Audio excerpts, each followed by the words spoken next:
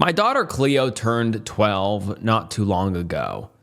She has lived in this house her entire life, and now we're moving out. It's not anything dramatic. We're just moving into a bigger place.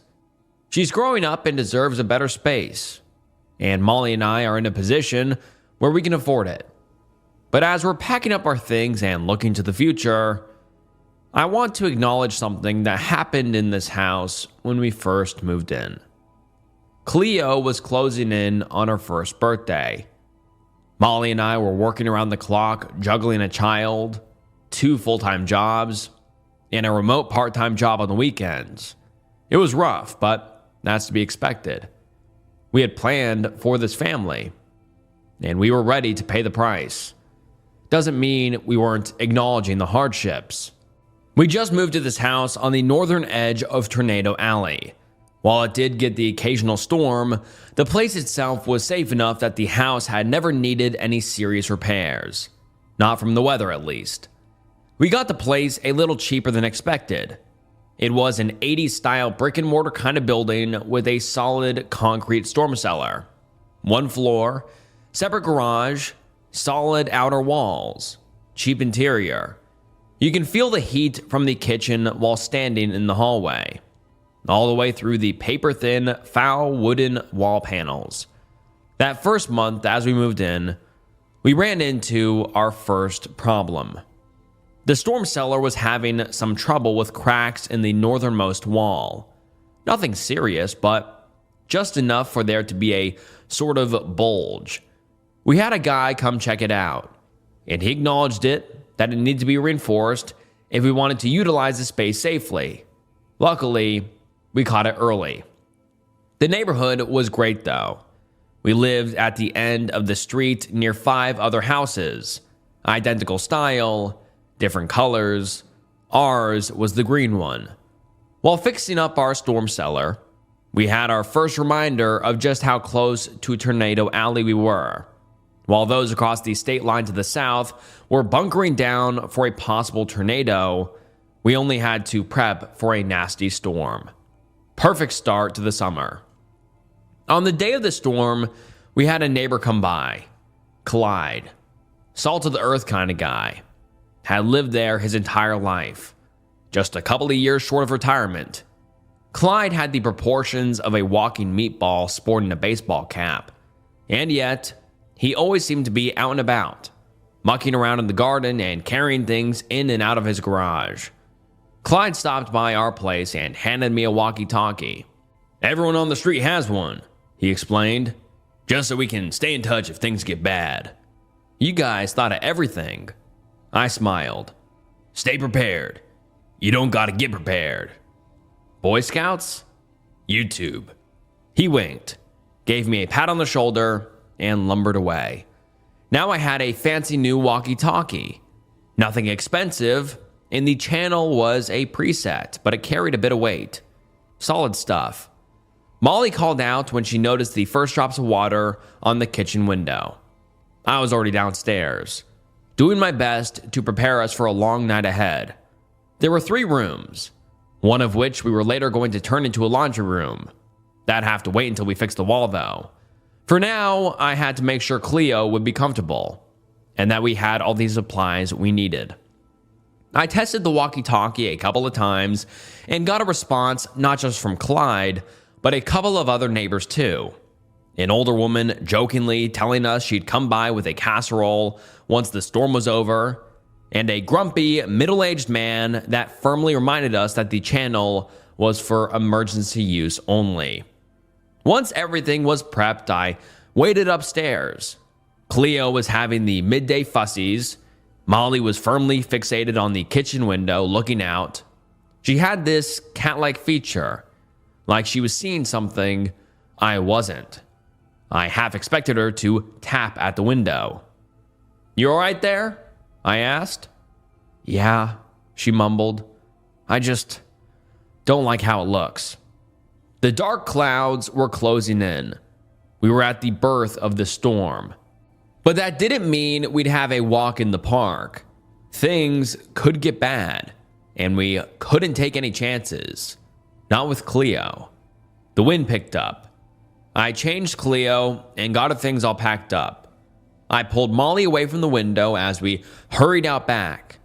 The storm cellar had this thick, tilted metal door. We hurried downstairs and I locked the door from the inside. Not that there was a reason to, it's just what you do. Cleo settled down. I'd brought down an air mattress, and there was a cooler with a couple of drinks, baby food, and snacks to keep us going. We were gonna fix the place up later, but this would have to do for now. Cleo had a cozy little cot in the corner, a plastic thing that we usually brought when we traveled. Not that we had a lot of time for that kind of thing. I did a double check on all the lights and our chargers. There was this large locker in the far off room with the bulging wall. I presumed that locker held the fuse box. The thing was old as hell, and the warning stickers had long since faded, so I didn't want to touch anything. Still, I figured it was good to know where to go if the power were cut out. We didn't get very good reception down there, but Molly had a couple of shows preloaded on her iPad so we could watch some reruns later in the night. The wind kept going. I could hear it cut along the corner of the house, rattling the gutters. The raindrops had gone from tapping on the door to passing us by as the rain turned sideways. Staying down there was just a precaution, but by the way things were going, we had the right idea. It got pretty bad pretty fast. People started talking over the walkie-talkie. Even the grumpy middle-aged guy. "Looks like the tree in the yard is going down," someone said. "Fence is shaking something awful," another one said. Clyde, on the other hand, just kept checking in with people. We had an hourly roll call, and when he noticed one of us wasn't responding, he decided to go do something about it. There was this older man living down the street that hadn't picked up, and Clyde was getting worried. Old guy lives on his own, surrounded by floppy disks and TV dinners. I'll head over to check on him in a bit. A couple of people protested, but Clyde wasn't having it. Apparently, he used to be an army medic. Molly was sitting in the other room, rocking Cleo back and forth. She had this song about a blue sunflower that her parents taught her, and it always put Cleo to sleep. A couple of tunes from that lullaby was all it took. It was like a magic trick or an off switch. I sat down next to them as the wind raged outside. Molly turned her attention to me. "Did they say anything?" she whispered. "About what?" "About what's going on up there." "It's pretty rough," I admitted. "Clyde is heading out to check on someone." "Did something happen?" "Not sure. Maybe." "They're not responding." Molly nodded, looking up, as if staring out an invisible window. "I don't know," she whispered. "I got this bad feeling. Like today is special." As if responding, the electronics locker in the other room made an uncomfortable noise, a stark reminder that this was just the beginning. The sun was setting, but the storm raged on. It wasn't speeding up or slowing down, but there was this constant pressure on the side of our house. You could hear the way it was blowing, pulling at the roof tiles. Every now and then, you'd hear something heavy fell over or scrape against the facade. Molly was taking a well-deserved nap with Cleo, while I was sitting in the other room walking by the walkie-talkie. I wasn't exactly expecting anything, but someone had to stay prepared if something happened. So far, we were doing pretty good. There were a couple of alarming sounds coming from the locker, but I chalked that up as protests of an old house or cheap wiring. As long as the light stayed on, I wasn't touching it. Breaker boxes and I don't get along.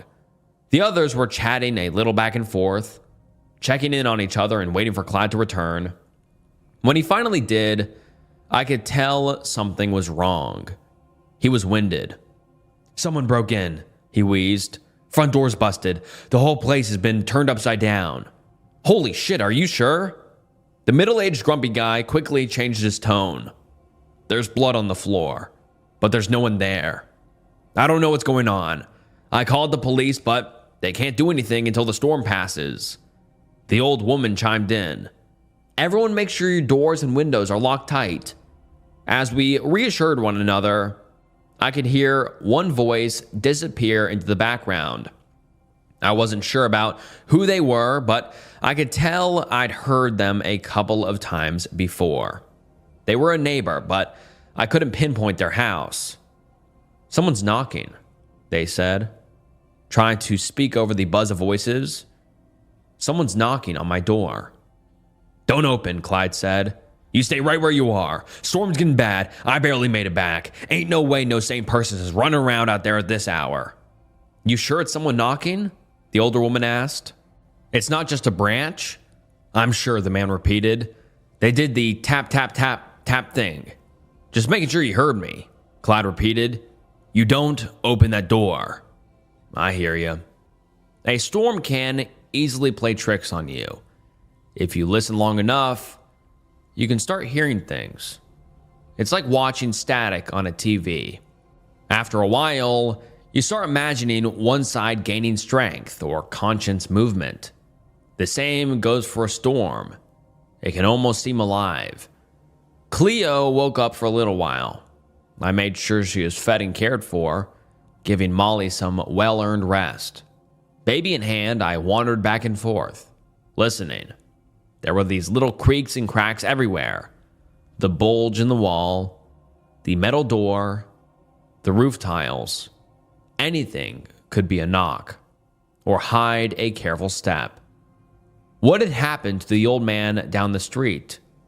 Had Clyde really walked in on the aftermath of a murder? Cleo wasn't happy about being carried, so I turned to get her back to her mother. As I walked past the stairs leading up to the cellar door, I stopped. Looking up, I perked my ears. Was that a knock? Strange things were being talked about on the walkie-talkie. Someone else had heard a knock. The old woman wasn't sure. She might have heard one too. And most recently, one of them stopped responding entirely. They tried to discuss the disappearance rationally, but Clyde wasn't having it. There ain't nothing wrong with my walkie-talkies, he stated. If someone ain't responding, something's wrong. He's been here all day. I can't see why he'd go away now. Didn't he say you heard a knock too? The old woman added. That don't mean anything. The middle-aged man sighed. Be prepared. I'm calling the police again, Clyde said. Soon as the weather clears, I want cars lining the street. I don't know what to think. It could be nothing. There could be 100 reasons why you stop responding. The button could be broken, or the battery ran out. Maybe he fell asleep or left it in the other room. But then again, why would he? It was a tense situation, and we all knew it. No one was taking this lightly. As I checked in on Molly, I noticed her mumbling in her sleep. Nothing big, but it was unusual for her. She was a heavy sleeper. As I backed away to give her some space, I noticed a pattern of what she was saying.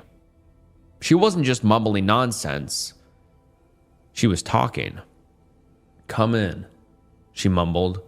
Come in. As the hours passed, there were less voices on the walkie-talkie. A couple might have fallen asleep, but I got the feeling that there was something more to it. Clyde was having the same idea, but couldn't bring himself to go back out. It's one thing to be out in the storm, but another thing entirely to be out in the dark. I'm telling you, there's something out there, Clyde said. There were tears in the wallpaper. The kitchen door is pulled straight off the hinges. Someone went berserk in there. I'd been quiet for some time. I didn't want to wake Cleo, but she was out cold. You sure it wasn't the storm? I asked. Yeah, Clyde responded. A storm don't break down the front door and leave the living room, you know. I was about to respond when I heard something. I turned my head and took my thumb off the receiver. That was definitely a knock on the cellar door. Tap, tap, tap, tap, tap. I sat there, listening. After a couple of seconds, the knock came back. Twice this time. Harder. Then I noticed something in the other room. Molly was getting up. She held Cleo tight and walked towards the stairs. She must have heard the knocking. There was no way she'd miss it. "Honey, what are you doing?" I asked. It took me a moment to realize she had her eyes closed. She was heading for the door, still mumbling to herself. "Come in." I put my hand on her shoulder and saw the white in her eyes light up. She turned my way, blinking away the sleep. "What are you doing?" I asked again. "What?" She looked around, just as confused as I was. Once she realized she was on her feet, she turned back towards the mattress without a word. "Were you going upstairs?" I asked. It felt like the right thing to do. "What are you talking about?" "I'm sorry," she sighed. "I'm tired. Don't listen to me." The moment she sat down, the knock came back. Louder this time. Incessant. I walked up the stairs and made sure the door was locked. I could hear the wind outside, threatening to grab hold of the door and break it open. But there was another sound too. Something just on the other side. I'm not sure if it was some kind of breathing, but it was something heavy. Something that didn't have the same rhythm as the storm. Then again, I could have just been listening for too long. It's like when you say a word too many times and it starts to sound just like a noise. Going back down, I peeked in on Molly. She was out like a light. "Clyde, you there?" I said, whispering into the walkie-talkie. "Yeah, what's up?" "There's someone out there," I said. There was a knock. "Who the hell is outside in this weather?" "I don't know, but I don't like it. I don't know what to do." "I'd come over, but it's too risky." "What do I do?" Clyde came up with a couple ideas. He suggested I make sure I knew where the flashlights were in case the power cut out. I wasn't too worried about that, seeing as I had the locker with the electric stuff in the other room, presumably. He also suggested keeping a low profile, but only up until the point where someone is clearly trying to break in. If it was a burglar, making your presence known would probably scare them off. I didn't tell him about Molly and her unusual behavior. I didn't know what to make of it, and just talking about it out loud would make me sound paranoid. Maybe storms make people behave strangely. They say crime goes up during full moons. Who's to say sleepwalking doesn't go up during storms? "It's you they're after, and not your things. Be prepared," Clyde said. "They'll try to trick you. They'll probably pull the power or do something else to grab your attention. Don't fall for it." "Grab my attention? Like what?" The moment I said it, a new noise cut through the wind. My car alarm. I asked Clyde if he could see it from his house. Turns out he could. My car was in the driveway, flipped over. No other car on our street had flipped over. I could hear the wind scraping against the walkie-talkie as he called back to me. "It's on his side," he gasped. "Driver's side." The storm wasn't strong enough to do that, but then again, neither was a person. "You see anyone? Anyone at all?" "It's hard to tell. There's just this big clothesline." "Clothesline?" "Yeah, there are these gray metal poles sticking out. I think it's..." There was a short pause. We didn't have a clothesline. That's what our upcoming laundry room was for. Clyde's voice came back. "Never mind. Must have been debris. It's gone. I can't see shit." Over the next hour, things started getting weird. I heard glass shatter upstairs and what sounded like someone climbing in through a window. There were footsteps, and the sound of furniture falling over. Someone slammed a door. Molly and Cleo slept through the whole thing. I wanted to wake her, but just to make sure she was prepared, but something didn't seem right. She wasn't herself. None of this was normal. I was trying to hear Clyde, but I could barely make out what he was saying. I had to hold the walkie-talkie up to my ear as the noises grew louder. He was telling me to keep quiet, to listen, and to wait. If they were ransacking the house, they most probably wouldn't be looking for me or my family. Hopefully, it was just some opportunist trying to make a quick buck. Then, the power cut out. "Molly," I whispered. She didn't answer.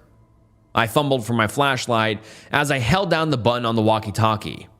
"Power outage," I said. "Is it just me, or did you?" "Nope, it's just you," Clyde interrupted. "You know where the breaker is?"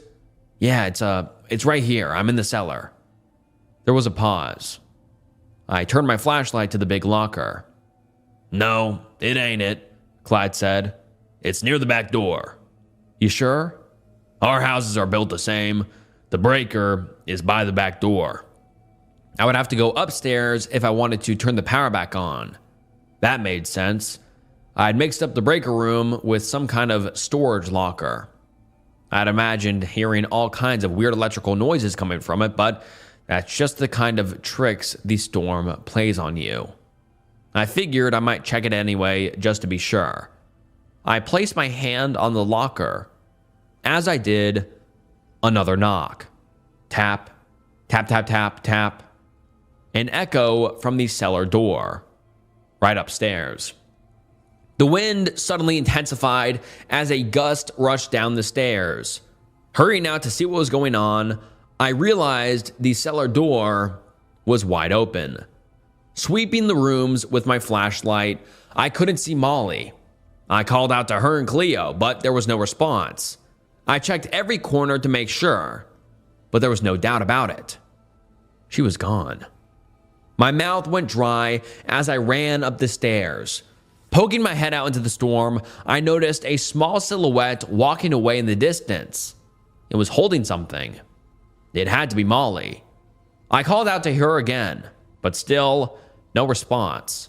I followed her into the storm, feeling the water rush through my shoes.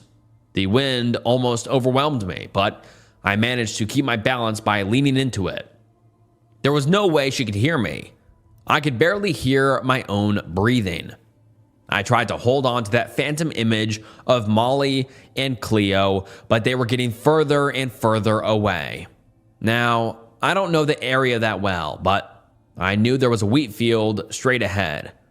There was also a storage shed. I couldn't imagine what compelled her to head that way, but it was the only structure out there. In the moments where I lost sight of her, I headed for the shed. That would give me a glimpse of her again and again, making me think that's where she's headed. My feet were going numb from the cold, and my teeth kept chattering. I didn't know if it was just the cold or the stress. I couldn't think straight. There was no world where Molly would take our daughter into a raging storm. The walkie-talkie crackled and complained. I crossed a knee-high fence swaying in the wind, raindrops peltering the left side of my face as I saw the shed further down a trail, and right next to it, Molly. I hurried up to the shed, dashing through the wheat, letting it soak straight through me. I got to the door, slammed it open, and hurried inside. Molly was right there, curled up on the floor, right next to boxes of farming equipment and old iron tools. She was sleeping soundly, and Cleo was too. They were both soaked right through, but neither seemed bothered. I got down on my knees and wrapped them up in a hug, trying to whisper through my panting breaths. What were you thinking? Molly didn't wake up. She just adjusted herself, sound asleep, muttering, "Mothers know." The door swung wide open. I must not have closed it enough. Something snagged on it, and the wind grabbed hold. I looked back at Molly, but she didn't seem bothered. Turning around, I could have sworn I heard something through the rush of the wind. The windows were shaking in their frames, and the wheat swayed back and forth, but there was something else. Something rhythmic. Footsteps? There was movement in the corner of my eye. Someone outside the window. I got up, grabbed a spade from one of the shelves, and readied myself. My blood ran cold as my teeth kept chattering. The adrenaline was getting to me. My fingers cramped around the handle of the spade.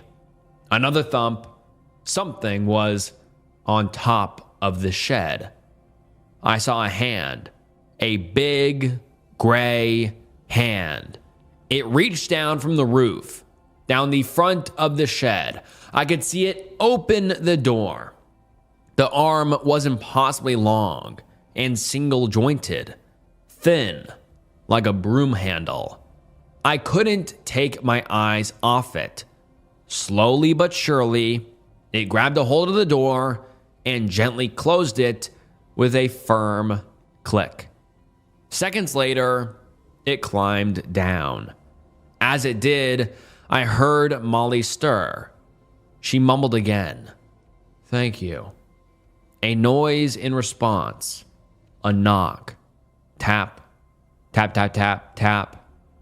I sat next to Molly and Cleo for hours as the storm died down. We spent the entire night in that shed. It wasn't as bad idea to take shelter there. This thing had been built to last. If something can survive 40 to 50 years of bad weather without toppling over, it has to be doing something right. Clyde's voice came through somewhere around 4 a.m. The police were coming. They just had to clear the roads. Apparently, there'd been other people calling about disturbances, home invasions. No one seemed to be hurt, though. They were all accounted for. The middle-aged grumpy guy and old lady included. When Molly finally woke up, she seemed just as confused as I was. As the wind died down, she looked up at me with half-closed eyes. "I had the strangest dream," she yawned. "Where are we?" Going back to the house, I got a clear view of the damage. Something had torn through our back door and ransacked our house, just like Clyde described. Molly didn't want to go inside, thinking it probably wasn't safe for Cleo to be around a bunch of broken furniture and glass, so she decided to wait in the car. Turns out, she hadn't heard the part about it being flipped on the side. She settled on waiting at Clyde's place for the time being. Meanwhile, I went into the storm cellar to check the extent of the damage and to get Cleo's things. But just a couple of steps down the stairs, I noticed something. Blood. Turning on my flashlight, I went downstairs, being careful not to touch the red trail. At the bottom of the stairs, it took a sharp turn to the right. It led straight to the storage locker, the one I thought had been the breaker box. There was a dead man in it. When I say dead man, I don't know for certain. The body was completely destroyed. A couple of limbs lay strewn across the floor, and most of the skin around the face had been peeled back like a ripe orange. And there, by what I guess had once been his feet, was a gun. A loaded gun. I could barely see it for all of the viscera. I ran out of there as fast as I could. When I saw the squad cars, I pointed and screamed. When I got to Molly, I held her close and stroked her hair, more so to calm myself than anything else. She was safe. Cleo was safe. That's all I cared about. As I held her close and watched the flashing lights descend on our house, she whispered to me. "I dreamt there was someone coming to warn us," she said. "Someone who lived with an old man and was terribly, terribly sad. I didn't know what to say. I didn't want to tell her what I'd seen. Not yet. There'd be plenty of time to look into it later, but for now, I just held her. The future could wait a little longer. In the days that followed, a lot of details emerged. The old man Clyde went to check on had been found shot. It seemed to be a failed home invasion. The perpetrator had fled, as if chased by something. He had hidden in our basement. He must have slipped in while I was going up and down, moving Cleo's things. Bad timing, I suppose. He probably just saw an open door and rushed inside. He must have been desperate. He'd hidden in the storage locker, waiting for the night to pass. He'd been a couple of feet away all night, with a loaded weapon, ready to take me down if I so much as touched the handle of that locker. He probably would have done it too. He had plenty of ammo to spare, and he was known to be a decent shot. But there was something else. Something I can't quite explain. There had been something out in the storm. Something he was fleeing from. Something that had come to warn us. Knocking on that door. Trying to find a way to get to us. It had been looking for him all down the street. Tearing through every house to find him. Even flipping a car. Like he was checking under a carpet. Not to hurt us, not to tear us apart, but to stop him. And for one reason or another, Molly heard that warning. I suppose in some ways mothers just know. The strangest detail is his death, though. Despite all the horrificness of it, the man in our storm cellar didn't die from having his arms torn off. He died from S-word. Now that Cleo has turned 12, we've decided to leave that house. The storm cellar looks very different today than it did all those years ago. The storage locker is gone, and the laundry room is all set up. The wall is fixed. Haven't had a problem with it for a long time. Whoever buys the place will have a very different first impression of it. Clyde is still around. Our old neighborhood is pretty close-knit. And I'm sad to leave them all behind. But sometimes, you have to trust your gut. Even when it tells you to move. Or more importantly, when it tells you to walk into the storm. Cleo is almost a teenager now. It's impossible that she would ever remember something from that night, but I still get the impression that it left something with her. Whenever she knocks on a door, she uses that same pattern. Tap, tap, tap, tap, tap.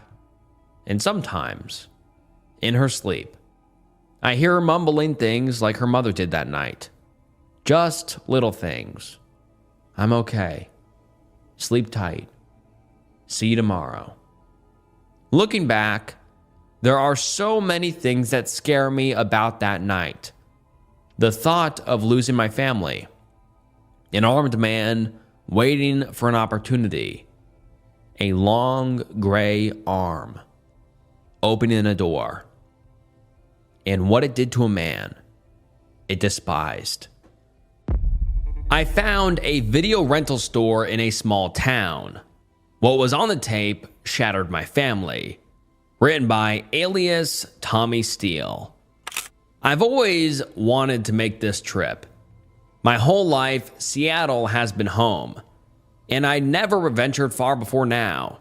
A coast-to-coast road trip with my husband and children had been a fantasy of mine since I first started dating the man decades ago. It slowly became clear over the years that, despite his promises, the trip would never be happening.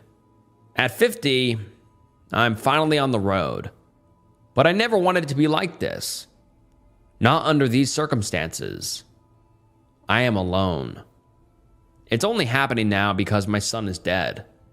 After the divorce, my children were, in my mind, old enough to choose where they wanted to live. John, my oldest, chose to stay with me. My daughter, Bree, went with my ex-husband. I tried my best to maintain a relationship with her, but she never seemed interested. God only knows what my ex was telling her about me. Growing up, John was my world. I seldom dated after leaving his father. I just never had the time. As I worked 2 or 3 jobs while raising him, it was worth it though. John knew about my dream trip. He brought it up several times along his journey to becoming a man. "You'll get your trip one day, Ma," he'd say, "even if I have to take you myself." His funeral was the worst day of my life. My ex-husband and daughter were there, and a piece of me hoped I would have at least some support from them. But it wasn't to be. The glare my ex gave me said everything, even though he didn't speak the words. "It's all your fault." I couldn't even bring myself to speak at the podium after that. My daughter gave a eulogy instead. Through sobs, she lamented her rocky relationship with John and how much she regretted her role in them not being close. She even went as far to tell everyone that he had been her inspiration to become a paramedic. John had never married, so I suppose it shouldn't have come as a surprise that he had appointed me the executor of his estate. It was then I learned he had listed me as the beneficiary of a $1 million life insurance policy. I didn't give a shit about the money, or really much of anything. I spent a lot of time watching videos of my son on my phone. Every time I pressed play, I wished the house fire hadn't destroyed the old tapes from when our family was together. I would have given anything to see those again. It was at this low point I knew it was time for that road trip. It started off normally enough. I made the usual tourist stops as well as many off the beaten path, discovered through years of research. It wasn't until the Midwest that the problems started. I won't name the state, just in case. I had been driving long enough to not remember what time I had started that day. The sun had long since set when my low fuel warning pinged from the dashboard. The timing was perfect, as I could barely keep my eyes open. I pulled off at the first exit I saw that listed a gas station, and slowly followed an empty road for miles towards a promised town, Jonestown. Seeing the name made my spine shiver, but a glance at the gas gauge decided the matter for me. After several uncomfortable miles, the lights of a gas station appeared along the main road into town. As I pulled up to the pump, I noticed the absence of a credit card reader. While I did not want to enter the small building before me as a woman alone at night, the .32 Tomcat pistol in my purse gave me enough nerve to go inside to buy fuel. Though outdated, the inside was surprisingly well maintained.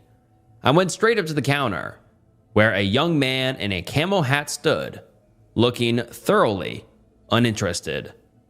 "Hi," I said, forcing a smile. "Can I, get some gas on the pump out there?" The man stared at me without a word, though I held my smile. I felt the hairs on my neck standing up. I could have sworn the lights inside dimmed slightly when he began pushing buttons on the register. "How much?" he asked in a monotone voice. "50, I said, sliding cash onto the counter. "Keep what's left, if there is any." Without breaking his gaze to so much as glance at the bill, the man slowly reached for it. For a moment, the image of him snatching my arm and pulling me over the counter flashed across my mind. But he simply opened the drawer and placed the bill inside. "Anything else?" "No, sir. That's it. Thank you," I said before speed walking back to my car. Though I kept my head down, I could feel his eyes on me as I pumped. I considered making a break for the highway, but my eyelids began to flutter once more once back inside my car. I could see the town ahead, and decided it wouldn't hurt to at least see if the motel seemed safe. As I made my way down the main street, every building was dark except for the motel. It was an unassuming rectangular building with 2 floors. Most of the windows were dark, but the few rooms with lights on were somewhat reassuring. I sat in my car for a moment, the engine still running. Nothing seemed unusual as I scanned the parking lot. It seemed safe enough to walk inside. I grabbed my backpack, stepped out of my car, and paused for a moment. I couldn't help but think of how much safer I would feel if John had been with me. When I walked towards the entrance, I looked back towards the street. To my surprise, the closest building was lit. I guess I'd been too tired to notice it before. The neon sign out front read, "True Video." A video rental store still open in 2026? Wow. Guess the town's a little behind, I thought. The motel manager greeted me as I stepped inside the front entrance. To my immense relief, she seemed to be a perfectly normal lady, roughly my own age. Now, much more at ease, I opted to rent a room, and she gave me a physical iron key. Room 211 was exactly what you might expect. Old, small, with decor not updated since 1970. What paint that was visible in spots above the dreadful floral wallpaper was a weathered yellow. A queen bed sat against the back wall, facing a dresser with a TV on it. I set my backpack on the bed before turning back towards the TV. It had been years since I had seen an old tube television, and right next to it, an honest-to-God VCR. My mind went straight to 1999, when John was little. Once a week, I would take him to the Blockbuster, and we would choose a film for a family movie night. I thought back to True Video across the street. The nostalgia was too enticing. I made my way out into the cool night air. The hum of the neon sign soon broke the silence of the empty streets as I approached True Video. A bell on the door dinged as I stepped inside, but nobody approached the empty counter. I paid little attention, instead focusing on finding the family movie section. After a brief search, I held in my hands a copy of my son's favorite childhood film, All Dogs Go to Heaven. I stared at the tape as I stood at the counter, lost in my memories. "Anything else for you tonight, ma'am?" came a familiar voice. My eyes snapped upward to see the same young man from the gas station smiling at me from behind the counter. I felt a chill race throughout my body. I couldn't respond. While the young man's clothes and demeanor were entirely different, it was definitely him. This time, however, I noticed a small, circular scar on the side of his neck, as well as a name tag, Michael. My silence seemingly didn't affect the man, as he held his warm smile for several silent seconds. I regained control of my body and shook my head vigorously. "All right then," he beamed. "Your total is $537. Quickly and with a shaking hand, I pulled a 5 and a 1 from my purse and dropped it on the counter, ignoring his outstretched hand. The man simply scooped the bills off the counter as if I hadn't been so rude, and handed me my change. "Thank you for your business, ma'am," Michael said cheerfully. "Have a wonderful evening." I hurriedly left without a word, tape in hand. I didn't stop until I was safely locked back inside of my room, now wide awake. It probably took half an hour to calm down, but eventually I reasoned to myself that the men must be brothers, or maybe even cousins. It made sense with the limited employment options in a town this small. That had to be it. While still on edge, I was finally relaxed enough to push the tape into the VCR and settle myself in the bed. Of course, I was crying within the first 5 minutes of the film. It was like being brought back in time without my son there waiting for me. I cried harder as I thought of his heart attack. He wasn't even 30 yet. The coroner said that it had been quick, but John had still died alone in the dark. An hour into the film, I had run out of tears. In a way, the brutal experience had made me feel closer to my baby boy. It had been worth it. I closed my eyes, ready to drift off as the movie played in the background, when I heard it. Static. I guess that's why we got away from the tapes, I thought. But before I could even open my eyes, I heard my ex-husband's voice from the TV speakers. "He's beautiful. Good job, Grace." I'd know that moment anywhere. Sure enough, when my eyes snapped back to the TV, there was the home video my husband had taken when John was born. The image of me holding our son in my hospital bed came into focus.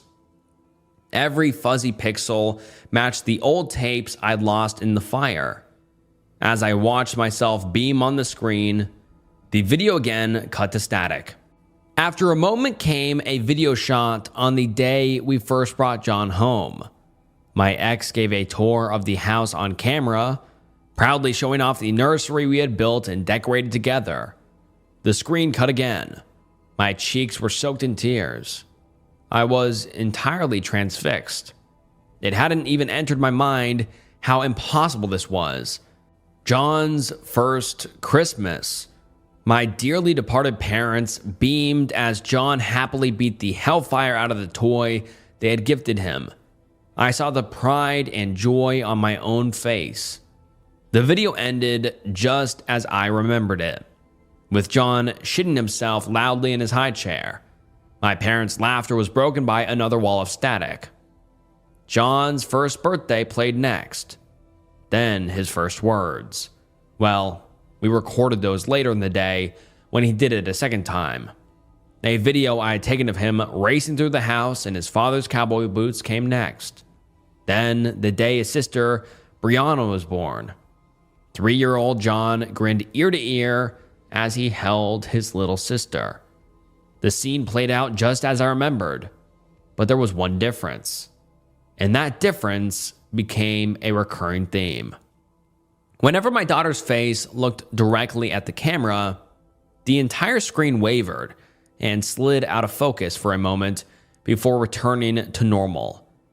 Every video I had ever taken of the kids played in order. Every single one.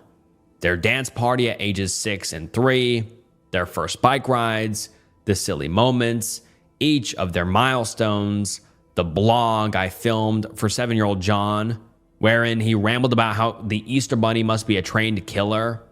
I remembered how hard it was to keep a straight face during that.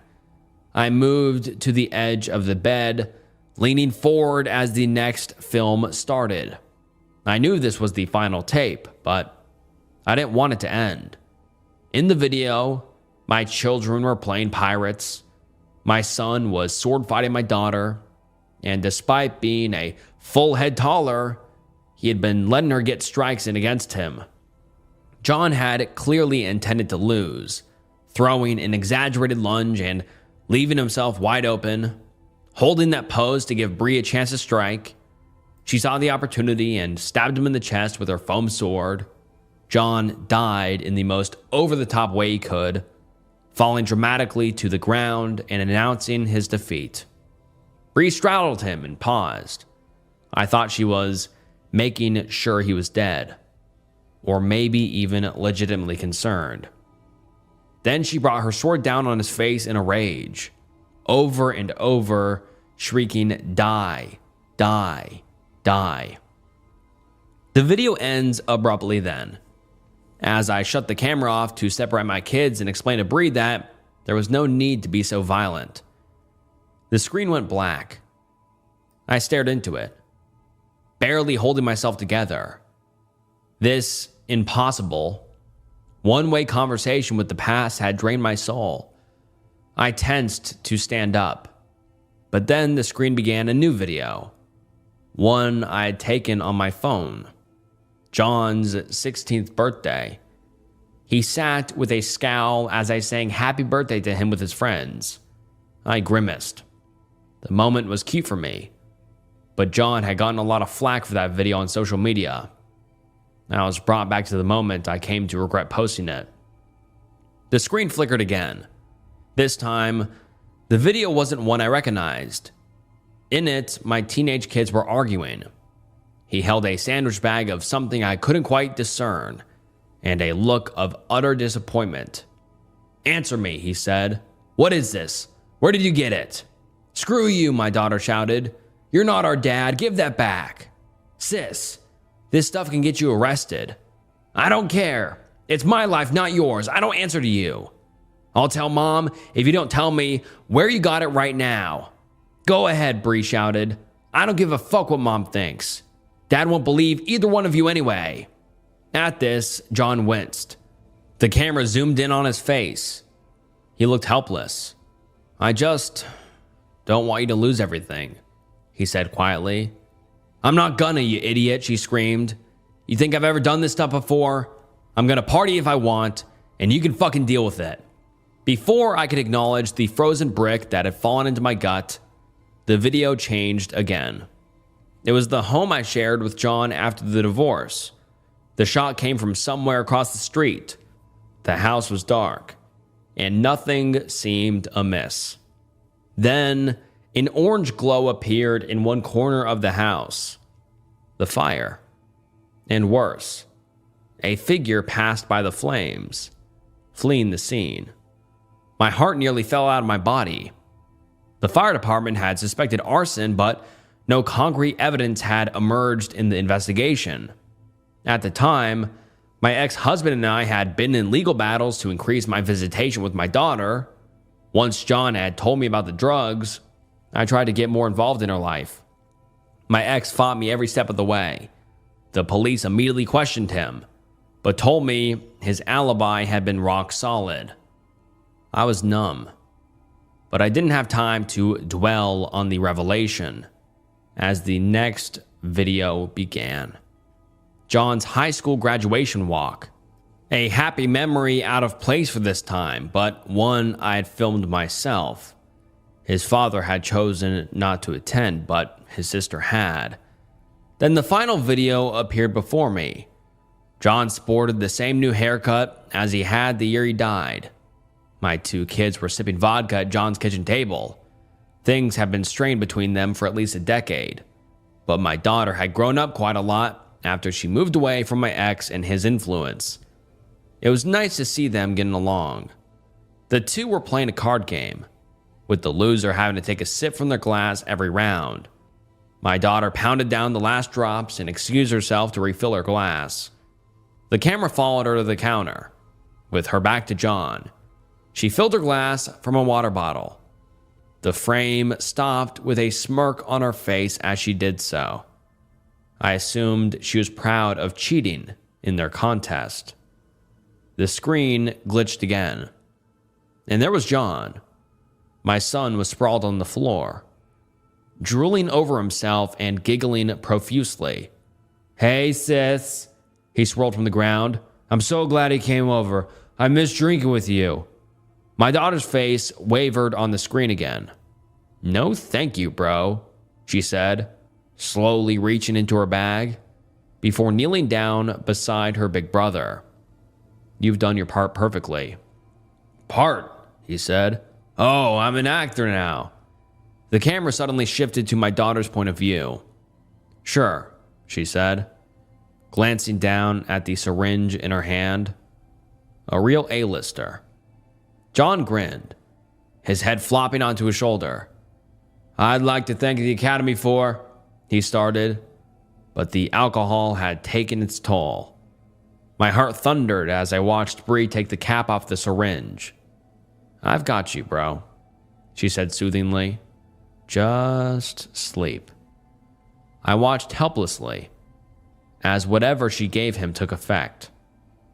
I saw my son cough, convulse, froth at the mouth, and die. Reaching out to his sister for help the entire time. "That bitch will get the money," Bree whispered after John stopped moving. "I'm sure of it, but I'll figure something out." The screen abruptly went black. The VCR ejected the tape. Tears flowed freely as I came to terms with the horrors I had just seen. I sobbed in the darkness of my hotel room for several minutes. I snatched the tape from the VCR and sprinted out of the room. As I reached the bottom of the stairs, my eyes shot across the street to True Video. The storefront was entirely dark. I didn't care if they were closed. I would be getting my answers. I stormed up to the building, but stopped dead when I drew close. The windows were shattered and boarded up from the inside.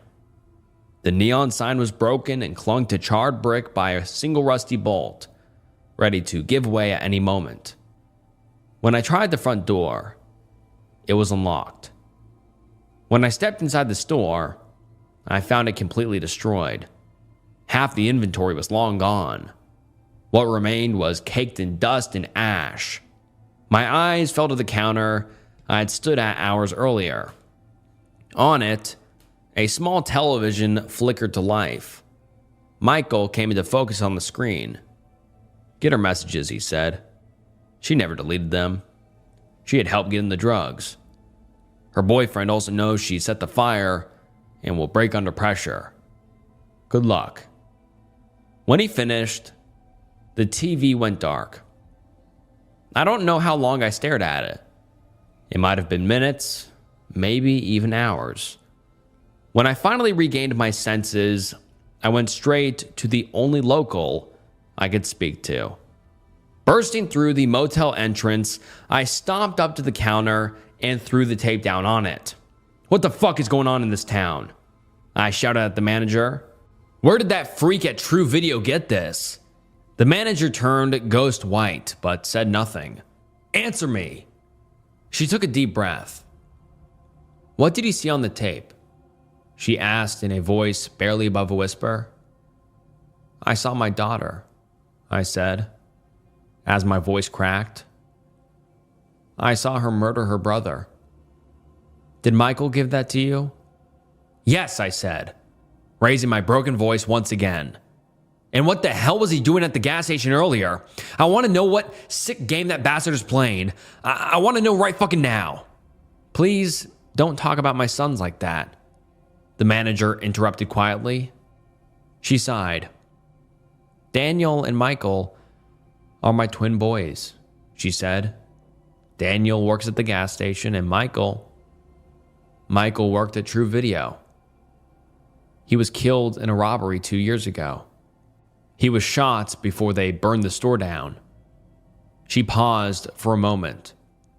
I recognized her pain. One grieving mother to another.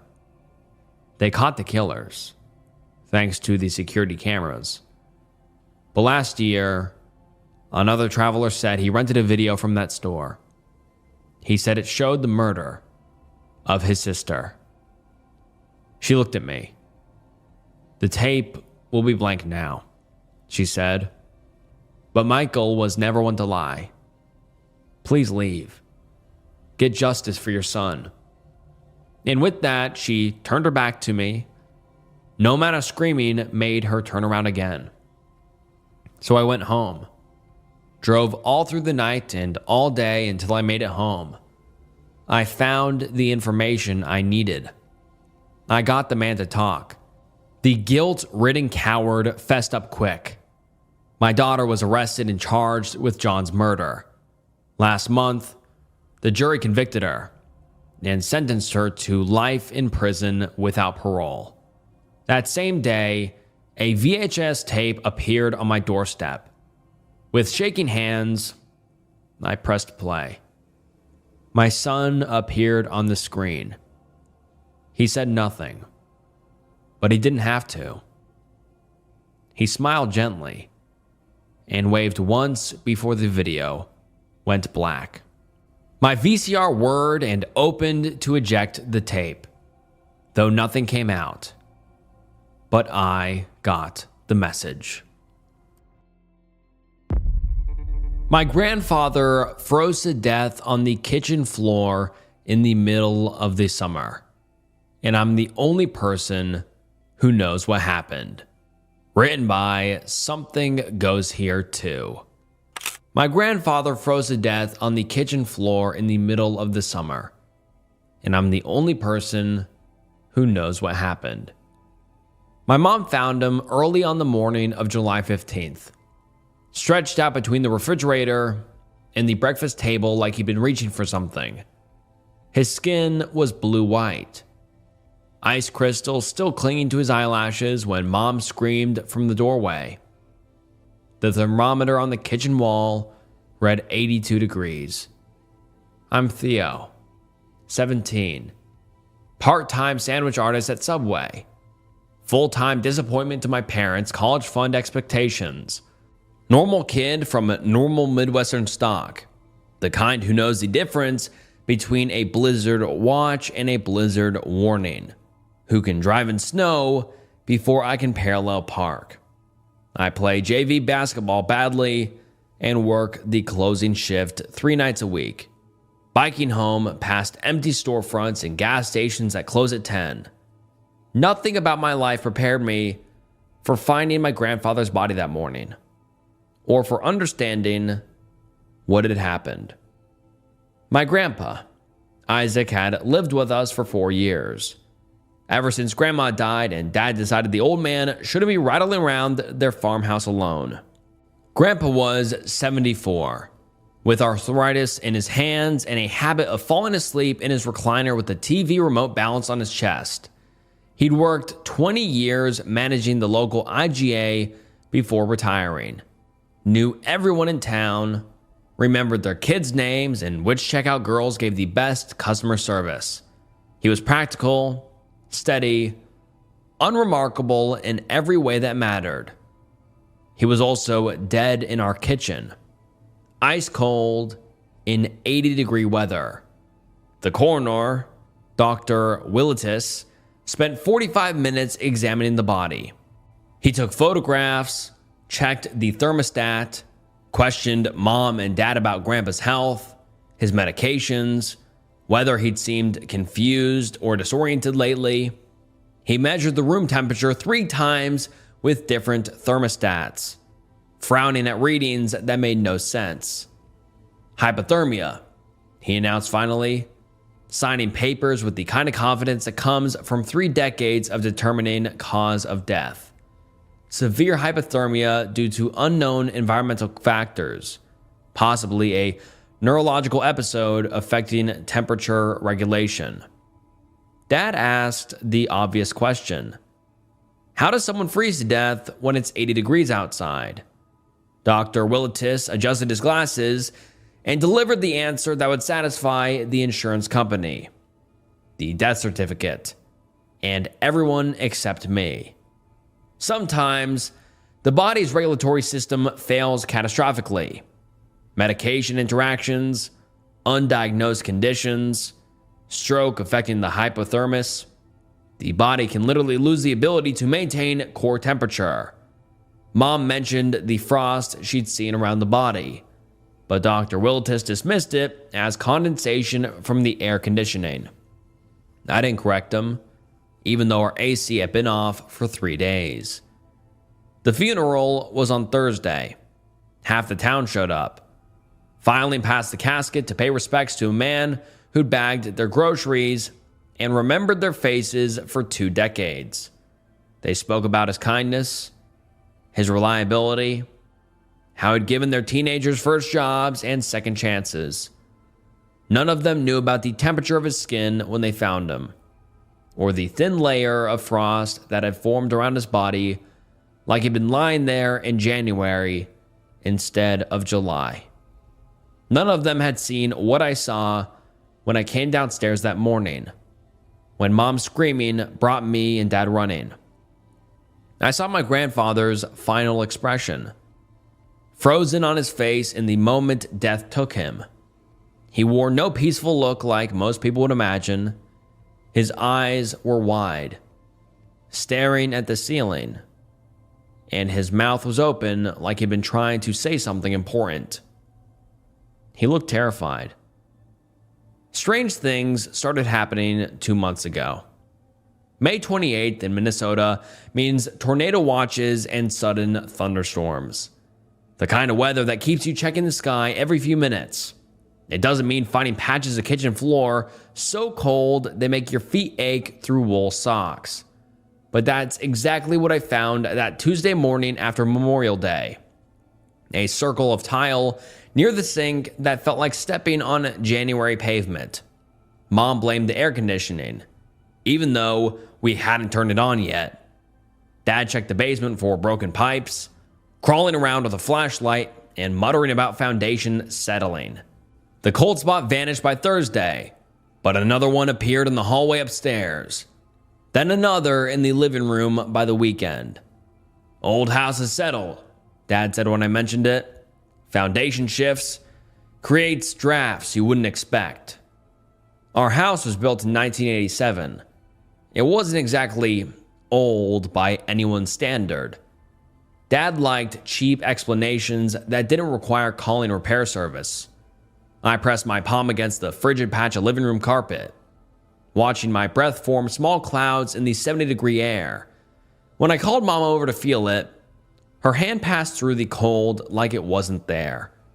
"Feels normal to me, honey," she said, giving me that concerned look parents get when they think you're coming down with something. But I could see the frost forming on the carpet fibers where my breath hit them. The winter winds started a week later. I'd be watching TV or doing homework and suddenly smell snow in the air. That sharp, clean scent that comes before a blizzard. The smell would drift through rooms like invisible smoke, carrying whispers I could almost understand. Once I followed the scent upstairs to Grandpa's room, where he was sitting on his bed looking at old photo albums, his face pale and distracted. "You smell that?" I asked him. He looked up from a picture of him and Grandma at some company picnic. His hands were shaking as he closed the album. "Smell what?" "Like snow. Like winter."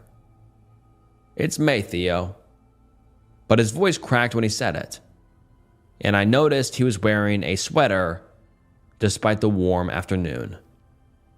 The whispers came with the wind that smelled like snow. Voices so quiet I couldn't be sure I was actually hearing them. Sometimes they seemed to be calling a name. Sometimes just murmuring like people having a conversation in another room. I turned my head to catch the words, but they'd fade into nothing, leaving me wondering if I'd imagined them entirely. But Grandpa heard them too. I'd find him sitting in his chair at midnight, eyes wide open, responding to things the rest of the family couldn't detect. "I'm sorry," he'd whisper to the empty room. "I know you're cold. I know." When I asked him who he was talking to, he'd look at me with the desperate expression of a drowning man. "You can hear them too, can't you, Theo?" His voice barely above a whisper.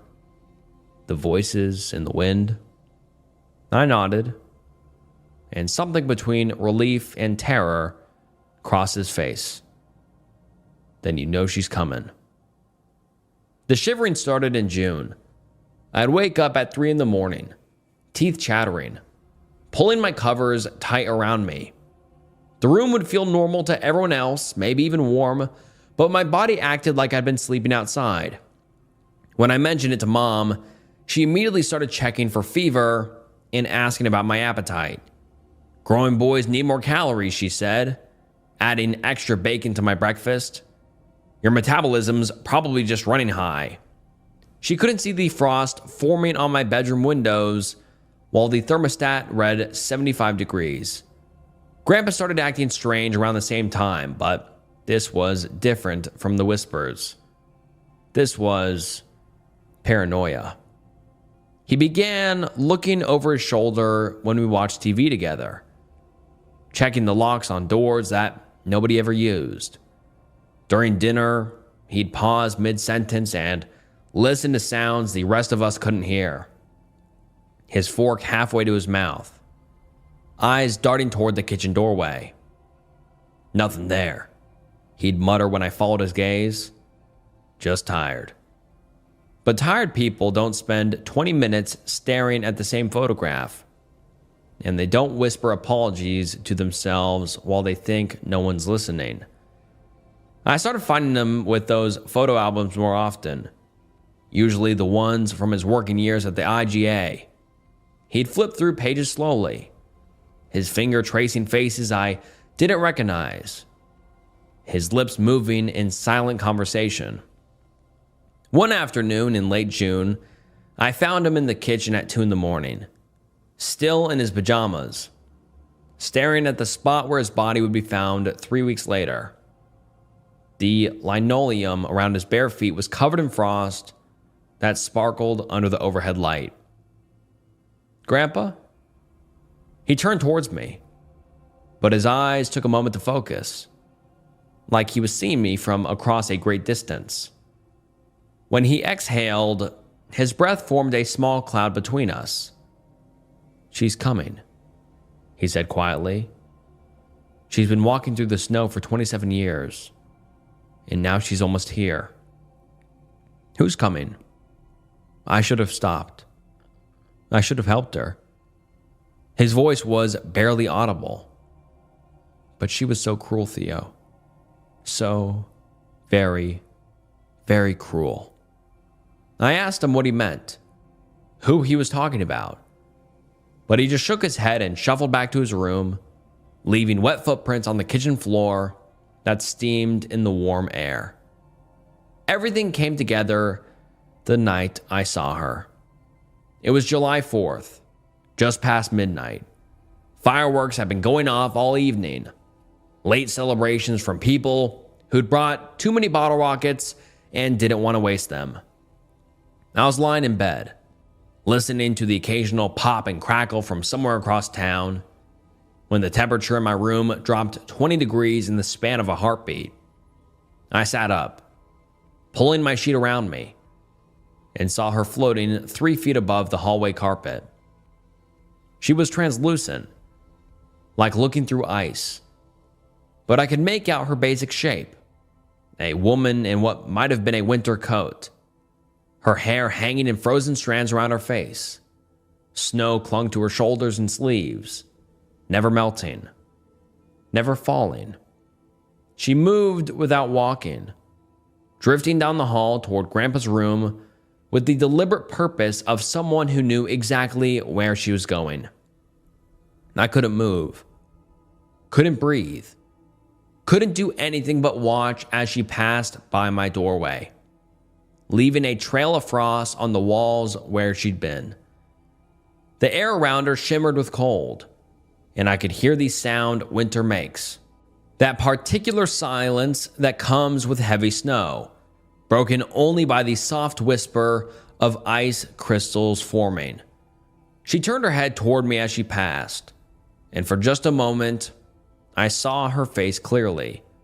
Her eyes were the color of winter sky, pale and empty and cold enough to freeze blood. Her mouth was open in an expression that might have been speaking, but no sound came out. Just that patient, terrible silence. When she reached Grandpa's door, she didn't open it. She simply passed through the wood like it was made of mist. I stayed in bed until morning, wrapped in every blanket I owned, listening to the one-sided conversation that drifted through the walls. Grandpa's voice, apologizing over and over to someone who answered only with the sound of wind through bare trees. By the time the sun came up, the temperature had returned to normal, but I found a single perfect snowflake on my windowsill, refusing to melt despite the July heat. I knew then that my grandfather was going to die, and that I was the only one who would understand why. My grandfather told me the worst thing he'd ever done. It was July 13th, 2 days before we found him dead on the kitchen floor.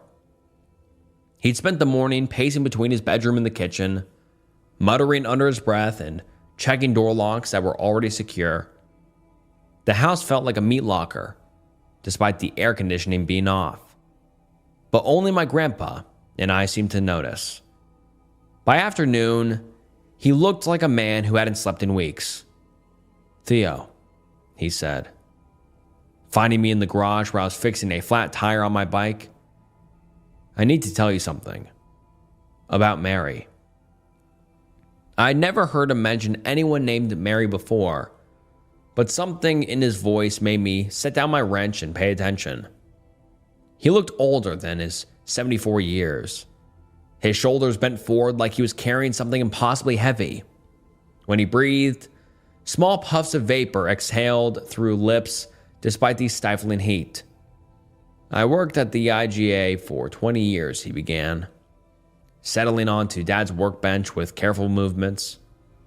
Made some good friends there. Jimmy in produce, Alice in customer service, Bill who ran the meat counter." He paused, his hands working against each other in his lap. And then there was Mary. The temperature in the garage dropped 10 degrees when he said her name.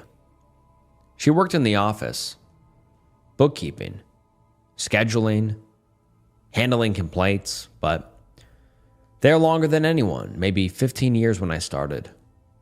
Everyone called her Mean Mary behind her back, though never where she could hear it. His voice got quieter, more distant, like he was seeing something I couldn't. Mary had a talent for finding people's weaknesses and pressing on them until they broke. New employees, part-timers who couldn't afford to quit, anyone she thought was beneath her. But what she did to Tommy was the day I knew she was something beyond cruel, beyond human maybe. The Tuesday she destroyed Tommy was like watching a predator hunt. Tommy worked maintenance, had some kind of mental problem that made him talk slowly and repeat himself sometimes. Sweet kid, maybe 25. Lived with his mother and needed the job more than anything. A customer complained about water on the floor near produce. Standard stuff happens every day. Grandpa's breath came out in visible puffs now, and frost began forming on the workbench where his hands rested. Mary saw her chance. She called Tommy over to the customer service counter where everyone could see. Employees, shoppers, kids waiting for their mothers. Started interrogating him about his careless mopping, making her voice loud enough for the whole front end to hear. I could see the scene playing out in his eyes, 27 years of guilt etched in the lines around them. Then she started imitating his speech, made her voice slow and halting like this, stumbling over words the way he did when he got nervous. "Tommy, sorry. Tommy, try harder." She kept getting louder, drawing more people over to watch this grown man being humiliated like a child. The frost was spreading now, crawling up the garage walls in delicate patterns that caught the afternoon light. Tommy just stood there, holding his mop, tears streaming down his face. He didn't understand why everyone was laughing. Mary wasn't done. She told the customer, loud enough for everyone to hear, that Tommy was mentally deficient and that the store kept him out on charity. She said maybe they should find someone more capable to clean up after normal people. Grandpa's voice broke completely. The customer looked horrified. Tried to say it wasn't that big of a deal, just a wet floor. But Mary kept going. Called Tommy a burden on decent society and said his mother should be ashamed for inflicting him on normal people. Tommy collapsed right there, sobbing so hard that he couldn't breathe. He never came back. Found out later his mother had taken him to the emergency room that night because he wouldn't stop shaking. The doctor said it was a panic attack, but I knew better. Mary had broken something inside him that never got fixed. That was the kind of person Mary was, Grandpa whispered. Someone who could destroy an innocent man for entertainment and sleep soundly that night. I asked him why he was telling me this. What Mary had to do with the cold spots and whispers that followed us through the house. His hand stopped moving. When he looked at me, his eyes were wet and desperate, because I'm the reason she's dead.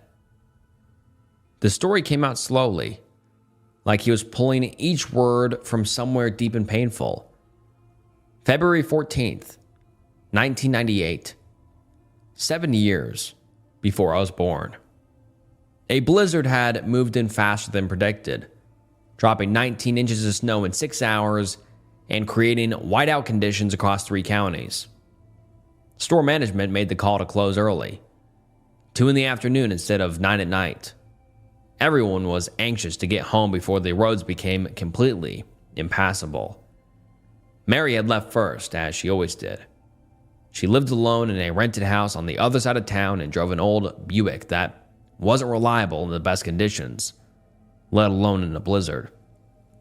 Grandpa had stayed another hour, helping to secure the store and making sure all the coolers and freezers were properly sealed in case they lost power. By the time he left, the snow was falling so hard he could barely see his truck in the parking lot. I took County Road 47, he said. It was faster. And your grandmother was waiting with dinner. I'd driven that road 1,000 times. His voice got quieter, forcing me to lean closer to hear. I saw her headlights first, flashing on and off, like someone signaling for help. The Buick was nose first in a snowbank, maybe 15 yards off the road. As he got closer, he could see Mary standing beside her car, waving her arms frantically. Even though the snow and wind, he could tell she was in trouble. I pulled over, he said. Sat there with my engine running, looking at her through my windshield. She was walking toward me, stumbling through knee-deep snow. The garage was freezing now, cold enough that I could see my own breath mixing with his in the space between us. I thought about Tommy crying while everyone laughed, about the way she'd called him deficient, a burden. I thought about the kind of person who could destroy someone like Tommy and sleep soundly that night. His hands were shaking now. From the cold or emotions, I couldn't tell. She reached my truck, started pounding on the passenger window with her fists, screaming something I couldn't hear over the wind. Her face was pressed against the glass, and I could see the terror in her eyes. She knew she was going to die out there if no one helped her. He paused, his breath coming in short, sharp puffs that crystallized in the air. I put the truck in drive and kept going. The words hung between us like icicles. She ran after me for maybe 20 yards, waving and screaming. I watched her in my rearview mirror until the snow swallowed her up. Then I drove home and told your grandmother I had taken the main route because it was safer. They didn't find Mary's body until March, when the snow finally melted enough for a farmer to spot something that didn't belong in his field. She'd made it almost a mile from her car before the cold took her, found frozen in a drainage ditch with her arms wrapped around herself, still wearing that same winter coat I'd seen floating through our hallway. I killed her, Grandpa whispered, and I've been living with that for 27 years. The frost had covered every surface in the garage now, turning our breath into clouds and making the metal tools ring like bells when the expanding ice shifted them. She's been walking through that blizzard ever since, he said. Walking through the snow and the cold, getting closer every year. And now she's found me. I asked him why he was telling me this now, after keeping it secret for so long. He looked toward the house, where shadows were beginning to gather in the windows as evening approached. Because she's here, Theo. She's been in my room every night for a week, standing at the foot of my bed, dripping snow melt on the carpet. She doesn't say anything, just watches me with those frozen eyes. His voice dropped to almost nothing. And I think you're the only one who can see her too. The air conditioner stayed off for the last 2 days of my grandfather's life. After his confession in the garage, he became obsessed with heat. Every time someone turned on the AC to combat the mid-80s weather, he'd shut it off within minutes, his hands shaking as he adjusted the thermostat. Can't stand the cold air, he'd mutter, pulling on another sweater despite the sweltering house. When Dad complained about the temperature, Grandpa begged. Just keep it off, he pleaded, please. The whispers were constant now. Where before I'd barely been able to make out voices on the wind, now I could hear words clearly. Left me. So cold. They drifted through the house like smoke, always in Mary's voice, though I'd never heard her speak when she was alive. Mom and Dad noticed Grandpa's behavior, but attributed it to grief or maybe early dementia. They scheduled a doctor's appointment for the following week and talked in hushed voices about assisted living facilities and medication adjustments.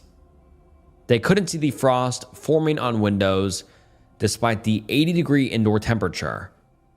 They couldn't see the way their breath became visible whenever they stood too close to Grandpa's usual spots. When I pressed Mom's hand against a wall covered in ice, her fingers passed through it like it wasn't there. Don't you feel that? I asked desperately. Feel what, honey? She looked at me with growing concern. Are you feeling all right? But I could see the frost spreading under her touch.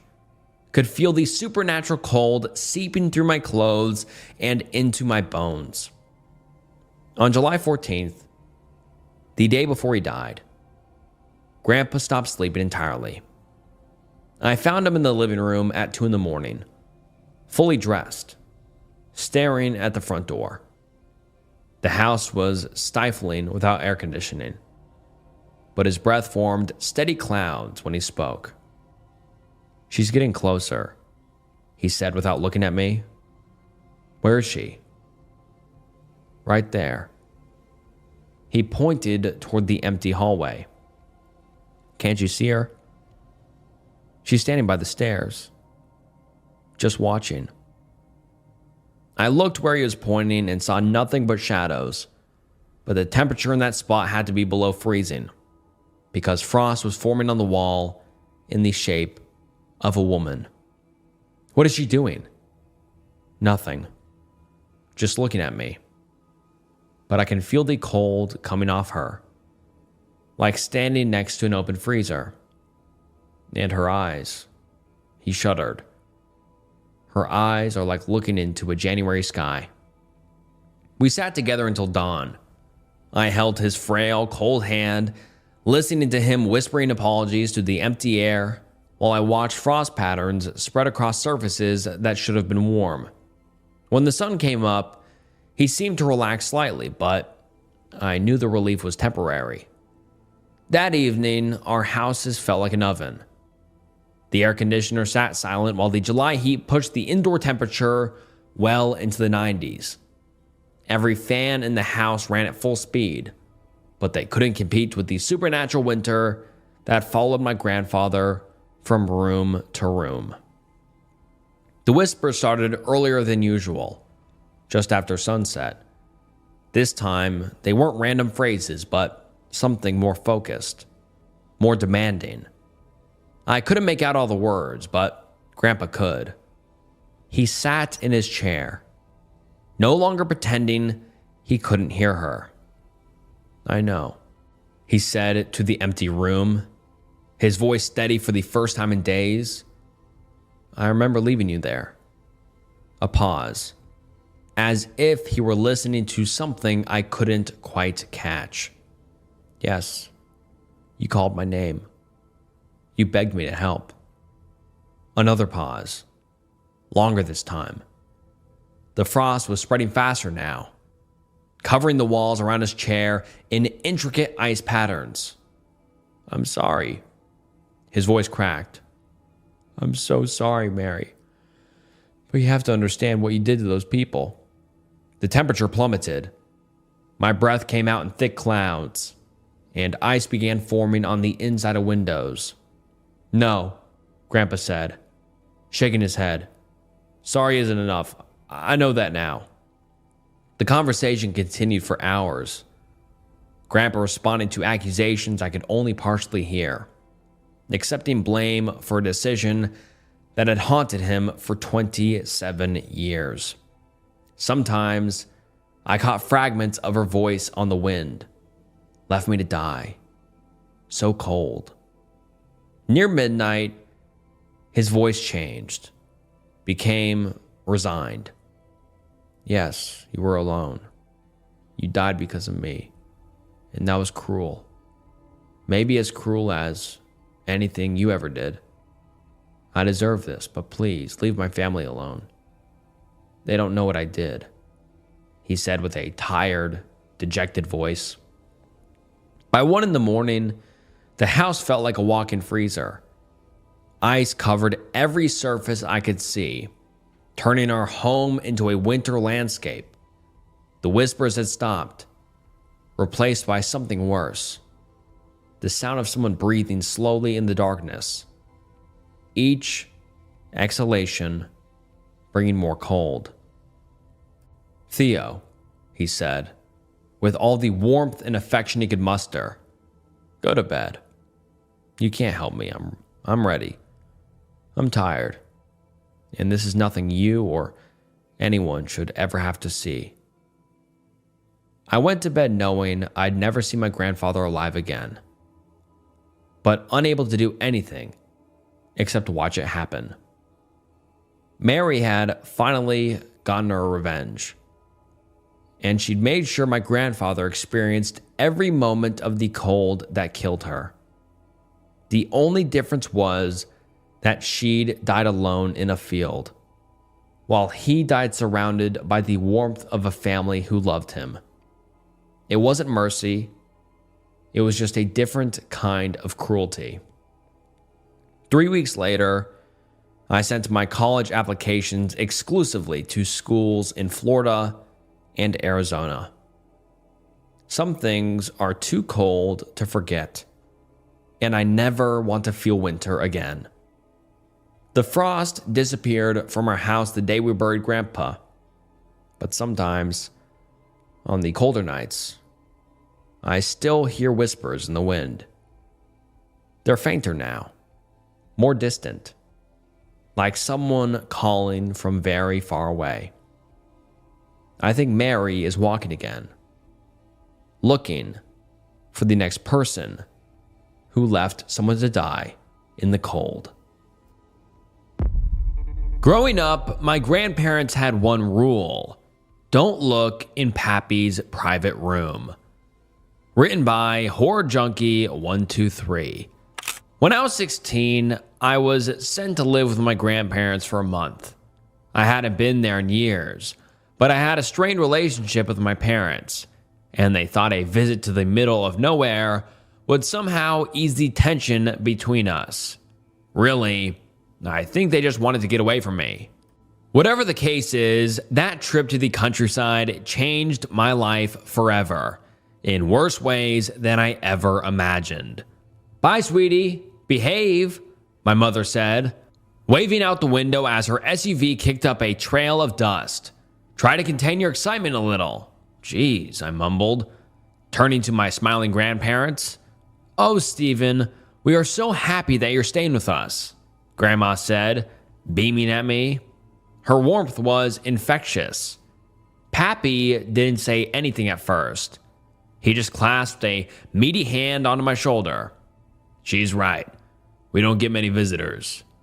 I grinned at him, even though internally I was screaming, happy to be here. I replied, praying that my facade would hold. "Come on," Grandma said, ushering me inside. "I'll show you to your room." The moment my grandmother left me alone, I whipped out my cell phone. To my horror, I discovered that I had no service. My grandparents were old school. They didn't have Wi-Fi. Every teenager's worst nightmare. "Hey, Pap," I said as I clomped down the stairs. He glanced up at me from his crossword, indicating for me to speak. My grandfather wasn't the most social man. He had a stern, no-nonsense demeanor, and he had the build to match the intimidating aura. A little part of me was always a bit afraid of him. Suddenly, my question felt absurdly stupid. Do you have the internet out here?" He eyed me for a moment, before nodding to a dinosaur of a monitor. "That's all we got. No internet connection to it, though." My heart dropped. I had a feeling that it was going to be a long summer. 2 days later, I found myself exploring the basement.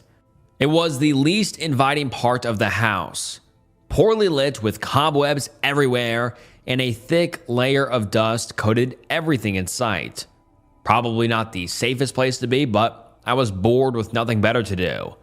As I pulled the switch to the single light bulb dangling from the ceiling, something immediately drew my attention. A door. A single wooden door at the far end of the basement. To my surprise, there was a note nailed to it. "Stay out. Pappy." It was obviously intended for me. The message immediately spiked my curiosity. I made my way over to it, tiptoeing across the dirt floor. It felt like I was doing something illegal, like I was about to take a leap that I couldn't take back, and that feeling was exhilarating. Once I reached my destination, my heart pounded in my throat. I took a deep breath as I reached for the knob. A boost of adrenaline surged through me as I twisted and locked. I should have known. I turned to leave and caused mischief elsewhere. The excitement of the situation deflated. The second I did, I stopped in my tracks. Someone was blocking my path. The color drained from my face as I realized who it was. My grandfather. "What are you doing down here?" It wasn't a question. I was just looking around," I said, flashing him a weak smile. Pappy glowered down at me, his hulking frame looming overhead like a shadow. He stood there in silence for a moment before he spoke. "Get out. I don't want to see you down here again." "Yes, sir." He didn't have to tell me twice. I swerved around him and bolted back up the stairs, his burning scowl following me the entire way. I had to know what was behind that door. Pappy was obviously hiding something that he didn't want me to see. I couldn't go back down there so soon after being caught. No, I definitely couldn't take that risk. I decided to wait until he was out at the store to make my move. Little did I know, an opportunity would present itself sooner than I expected. That same night, I woke at the odd hour with the sudden urge to pee. I groggily slipped out of the bed, did my business, and headed to the kitchen for a glass of water. Once I was satisfied, I crept back to my room, careful not to wake Pappy and Grandma, and that's when I heard it. I just reached the top of the landing when a low rustling emerged from somewhere deeper in the house. I don't know why I didn't go back to bed, but for whatever reason, I sat on my haunches at the top of the landing, invisible in the darkness. Footsteps clunked along the floor, and the shadow of my grandfather's towering frame came into view. He paused in the kitchen, as if he could sense my presence. For a moment, I thought he'd caught me, but to my relief, he eventually continued on his path. My brows furrowed. What was he doing down here? Being the nosy teenager I was, I had to find out. My heart dropped when I heard a door creak open. The basement. He must have been going into his secret room. I descended the stairs as quietly as I could, blood pounding in my ears like thunder. When I reached the bottom, my eyes immediately fell to the opened basement door. I scampered down the second set of steps, careful to avoid any noisy floorboards. I froze halfway and watched. Pappy was standing there on the opposite side of the room. He rummaged around behind an old, dusty painting resting against the wall before producing a rusted key. He inserted it into the lock, and the space was illuminated with light. At that moment, my heart nearly exploded. I didn't know for certain, but I could have sworn that I saw crimson splattered on the floor. Curiosity gnawed at me like a piranha. I had to know what was in that room. I knew where Pappy was hiding the key, but I was too paranoid to check at night. He'd gotten the drop on me the last time. I didn't want to find out what would happen if he caught me again. As much as it pained me to do it, I went along with my original plan. I waited until Pappy went to the store to make my move. Going to get milk.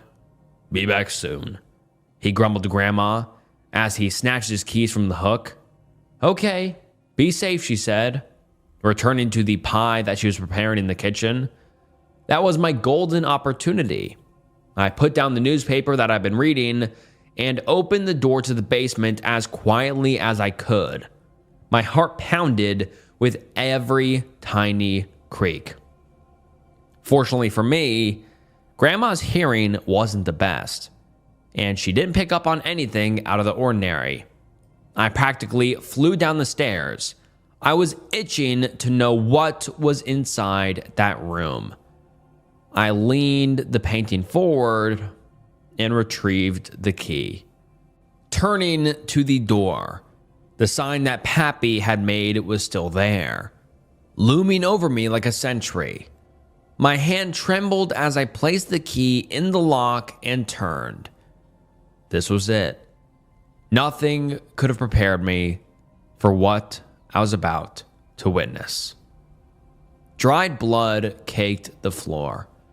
A metal work table sat to my right with a wide array of tools. Pliers, hacksaws, hammers, their blades crusted in flaky crimson. At the far end of the room, I saw a corkboard.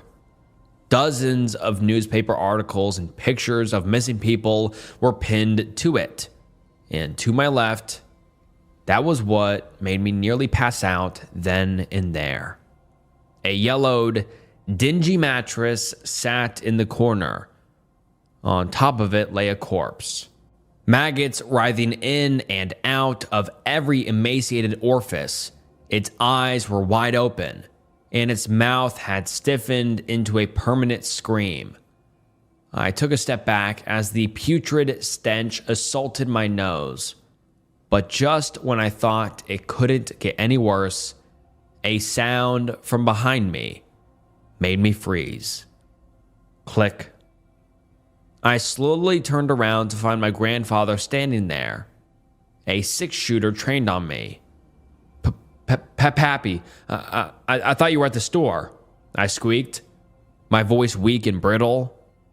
Forgot my wallet, he scowled at me, delivering the most hateful glare that I have ever seen in my life. He sighed, breaking the silence permeating between us. You've seen too much, boy. I didn't want it to come to this, but you've left me with no choice. Bang. A deafening gunshot ripped through the air. For a moment, I didn't feel a thing. The adrenaline surging through my system made sure of that. But when I looked down, I came to the sickening realization that my arm was blossoming with red. Arnold, what was that? Grandma shouted from upstairs. Nothing. Ignore it. To my shock, she didn't reply. How much did she know? Your grandmother's gonna be very upset when she finds out, Pappy said, pointing the gun to me again and cocking the hammer. But she'll get over it.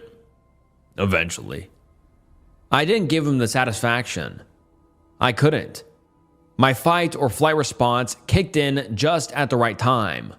I bolted forward, the sound of the bullet whizzing past my temple, ringing in my ear as I went.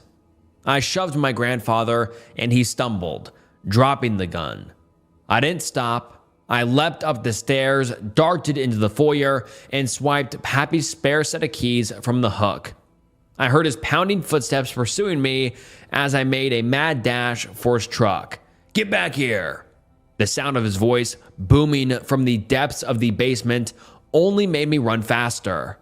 I crashed outside, unlocked the truck, and threw myself in the driver's seat. Pappy appeared in the doorway as I threw the vehicle into drive. Crash. I instinctively ducked my head as the left side mirror shattered. Pappy didn't try to shoot me again. He stood there as I floored it down the dirt road and far away from that house. I kept driving until I reached the nearest town. Fortunately, the bullet had only grazed me, so I wasn't in need of immediate medical attention. The police investigated my grandparents' house. What they found haunts me to this day. The bodies of my grandparents were recovered from the home. After a thorough investigation, my grandfather's crimes were made public. Aside from my pappy and my grandmother, he was linked to the disappearances of 13 people, and it's thought that he could have had more victims. I had to attend therapy for years afterward just to feel normal again. Now, all this time later, I'm just thankful that I made it out that house alive. 3 Days in the Dark, written by Saturday. When I was 8 years old, my brother Elliot went missing. He was just 13 years old, but older siblings have this aspirational quality to them. He just didn't come home one day. They looked for days, but couldn't find any trace of him. I was too young to understand what was going on, so I had to sit in my room and play with my Legos, hoping there'd be a knock on the door telling me that things would be okay. There never was that kind of knock. They didn't find him. As days turned to weeks, the search party stopped. But even after everyone went home, I was still out looking for him. I'd take the long road home from school. I'd go down paths I hadn't checked. I had a crumbled up map in my pocket with circles around places that I knew he liked, and I was hell-bent on checking them all. People don't just disappear. It doesn't work like that. But after a while, there were no places left to check, no circles left to draw, and Elliot was still gone. Last thing he said to me was, "Later, Gator." I don't think you ever truly come to terms with something like that. Once you've run into an impossible question, you look for answers in everything. I got really into puzzles and brain teasers, not because it was fun, but because leaving unsolved mysteries could give me this immense sense of dread. I was a great student and one of the top contenders in the debate club. Again, not because I enjoyed it, but because I hated not knowing. When I got a little older, I started volunteering for search and rescue parties. I'd made myself known with local law enforcement and informed them that I'd gladly volunteer. I figured if I couldn't find Elliot, perhaps finding someone else's missing brother or sister was the second best thing. At the very least, it could help me sleep at night. I know there's a lot of people saying, get over it, but you can only get over it so much. I'm in my early 30s now. You can forget their face and the hopes you had growing up. but you can't forget the impact they had on you. You can't forget your own lived experience and the damage those years of uncertainty have left. Even if I never were to hear the name Elliot again, I can never forget the feeling of having the trajectory of my life take a sudden left turn. I'd like to talk about a search party I signed up for a couple of years back. At that time, I had been a part of dozens of organized searches. I knew some of the people involved, and I was familiar with the gear. I got there early, taking some time off work. I put on the high visibility vest, the gloves, and got the backpack. Radio, water, flashlight, a couple of chocolate bars, a first aid kit in a waterproof bag. Now, I never found someone on a search like that, but that didn't mean I never would. You must believe in the best case scenario. We weren't handed a GPS, which surprised me. Turns out we were going underground, so we were handed these filtration masks to protect us from harmful dust and dead air. The missing person was a 17-year-old urban explorer.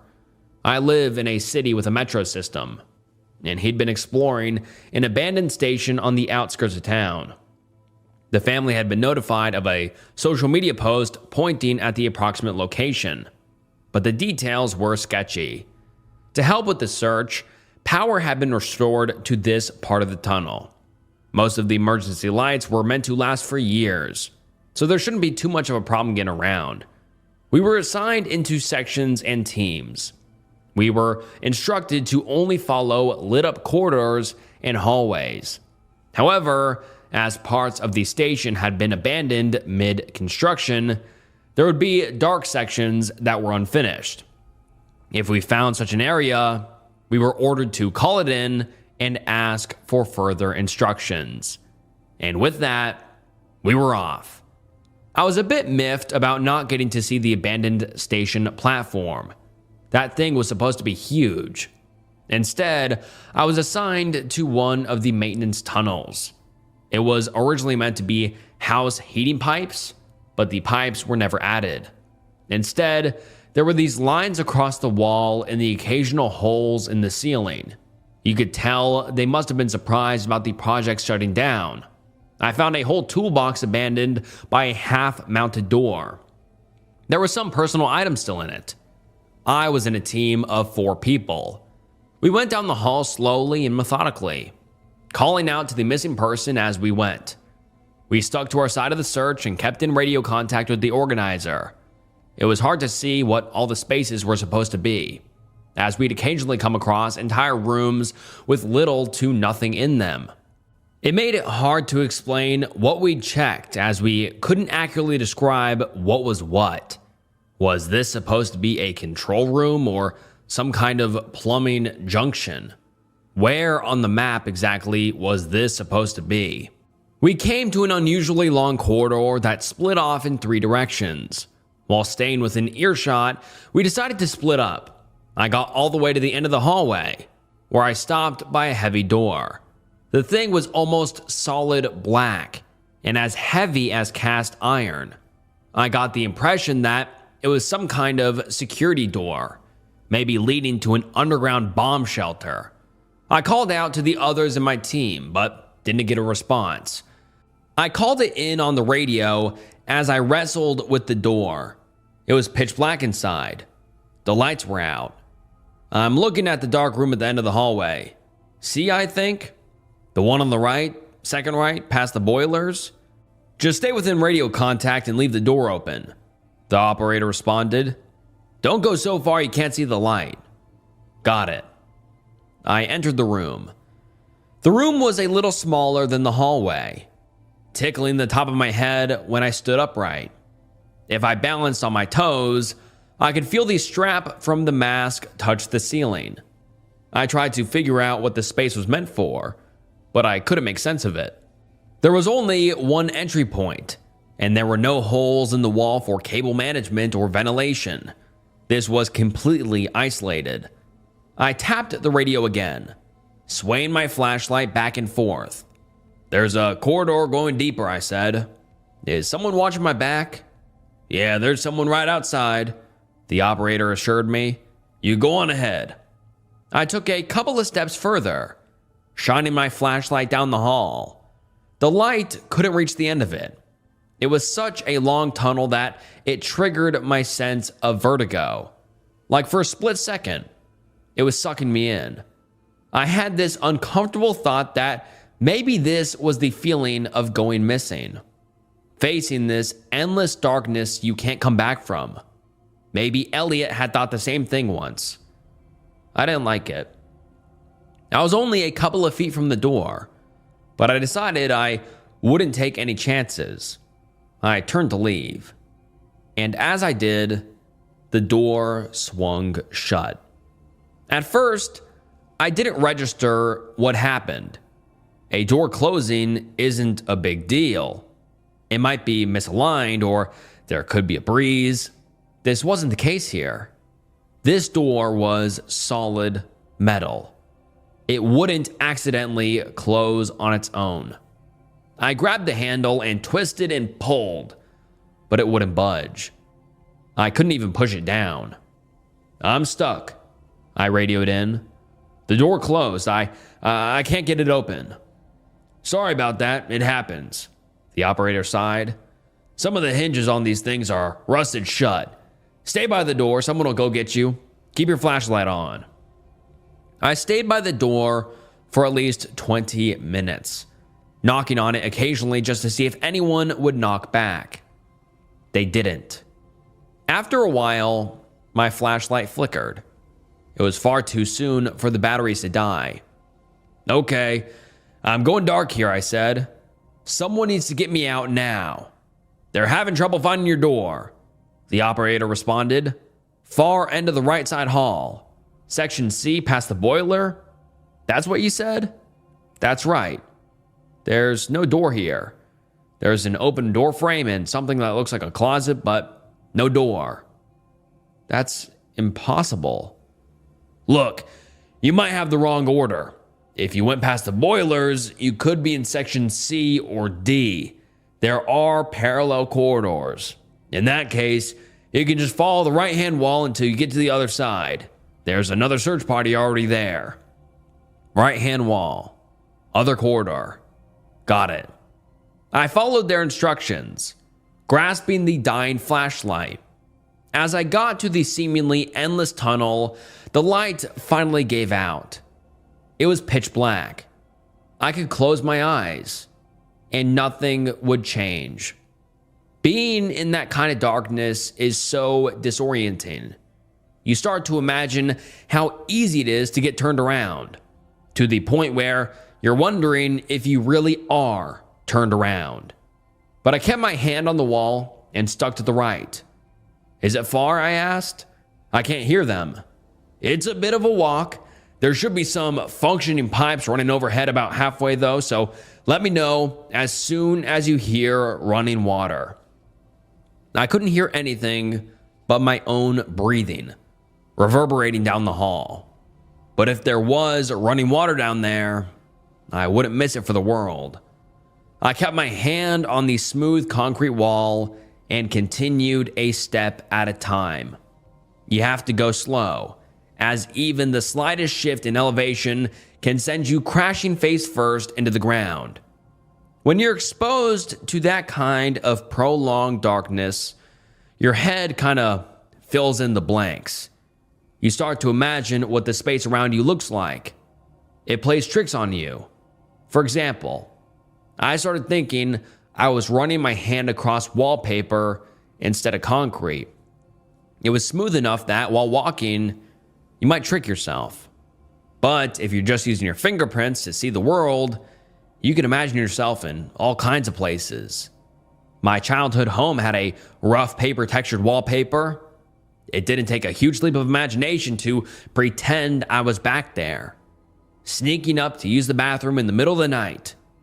I ended up taking my gloves off just to get a better idea of what I was touching.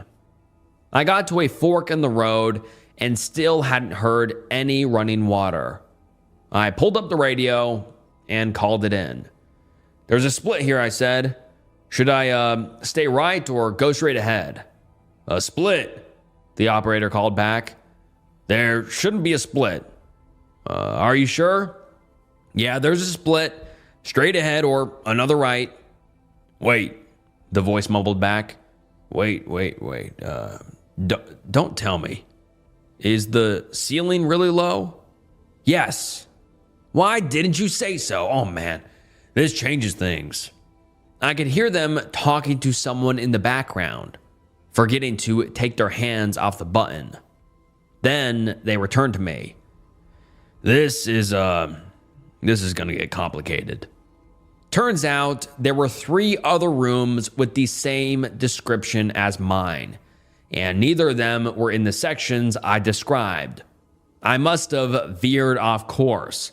I had to walk around to gather data points to identify which of the rooms I was in, but it proved more difficult than they'd imagined. For example, one of the corridors was supposed to lead to a junction, and another would lead to a ceiling grate. However, the room at the end of the corridor was incomplete, meaning we couldn't tell what it was supposed to be. I had to go deeper to figure out where I was. I would occasionally run into ladders, but they led nowhere. There were supposed to be entrances from the street, but these had long since been filled and paved. I still had to climb each one just to make sure they hadn't missed one. The mask on my face felt more and more oppressive, like my body was packed into a box. Despite being able to move my arms around, I could feel this claustrophobic stone building in my chest, hammering a counter tune to my increasing heartbeat. If I listened to it too much, I couldn't breathe. I pushed myself down another corridor, only to stop at a dead end. There was a round hole in the wall, just big enough for someone my size. That's good, the operator assured me. That means there's space for heating. If my calculations are correct, that means you are in one of these 2 hallways. I need you to go inside. No way. It's going to tilt downward for about 5 feet and either go straight ahead or upward. If it goes upward, you can go straight to the top. I can have someone meet you right then and there. If it goes forward, you have to go ahead, then take a left, and then forward again. That puts you in the same corridor as me. Either way, you have to push through. I put one knee up and traced the edges of the hole. It was too small for me to crawl on all fours. I had to put my torso in and drag myself forward with the palm of my hands. The concrete was so smooth, I couldn't get a grip with my fingers, gloves or no gloves. My gear kept getting snagged on the edges. I stopped to have a drink of water and splashed a little on my face, psyching myself up. 5 feet, then up or forward. That was it. I crawled in, inches at a time. I had to stay calm. If I tried to take a deep breath, I could feel my gear pushing against the walls. It didn't hurt, but it was this constant reminder of how isolated I was. My heart was beating through my ears with nothing to distract from it. There wasn't the slightest hint of an echo. I felt the tunnel tilt slightly downward. Not much, but enough that pushing myself back up would be impossible. If I went ahead, I wouldn't be getting back up. Not unless I got space to turn around. You sure it's just a couple of feet? I asked. You absolutely sure? There are only 2 rooms with that kind of vent. No matter which one you're in or which direction you're coming from, you'll be out shortly. I swallowed. I could feel the sweat stinging my eyes. I wanted to throw my mask away, like that was the thing keeping me back, but I had to stay rational. I pushed myself forward and slid downward. The tunnel evened out. I felt around for an upward exit but couldn't find one. That meant we'd isolated exactly where I was and I had to push forward. My palms were so dusty that I could barely get a grip. I had to resort to rolling onto my back and use the rubber soles on my shoes for traction, effectively kicking myself backward. I could feel the heat of my breath gathering along the tunnel walls. Then the tunnel opened. It was so sudden that I lost my balance, haphazardly falling out headfirst. I did an awkward flip, landing hard on my left hip and shoulder. It wasn't a long fall, but enough for something to get sprained. I didn't want to imagine what the bruise might look like. I grabbed my radio and held on to it for dear life. "I'm out," I groaned. "I made it to the room." "There's only one way forward," the operator said. "Go forward, then a left, and forward again. Once you see the light, let me know. I'm right at the other end." "That's it? That's really it?" "There's no other possible way." I got up, dusted myself off, and checked my gear. It was all there. Things would be okay. I followed the instructions. I went forward and took a left. At the next fork, I went straight ahead, double checking with the operator every step of the way. They assured me it was just around the corner. A matter of minutes, at most. At one point, he said he was banging a wrench on a pipe, and that I'd be able to hear it any minute now. Now I just had to go straight until I came to a door. I was jogging, keeping my hand on the wall for balance. There were these small gaps in the wall every 10 feet or so where there was supposed to be space for pipes. I'd walk, feel the gap, walk, feel the gap, over and over. Then I dragged my hand across someone's face. Open eyes, a nose, teeth, and hair. I stopped and turned around, my hand shaking like I'd touched a flame. "Is anyone there?" I asked. There was no answer. I debated within my own head, trying to figure out if I should head back and check again or keep going. Maybe it was the missing person. We were still out there looking for someone after all. The search hadn't been called off. I took a couple of steps back and carefully reached out with my right hand.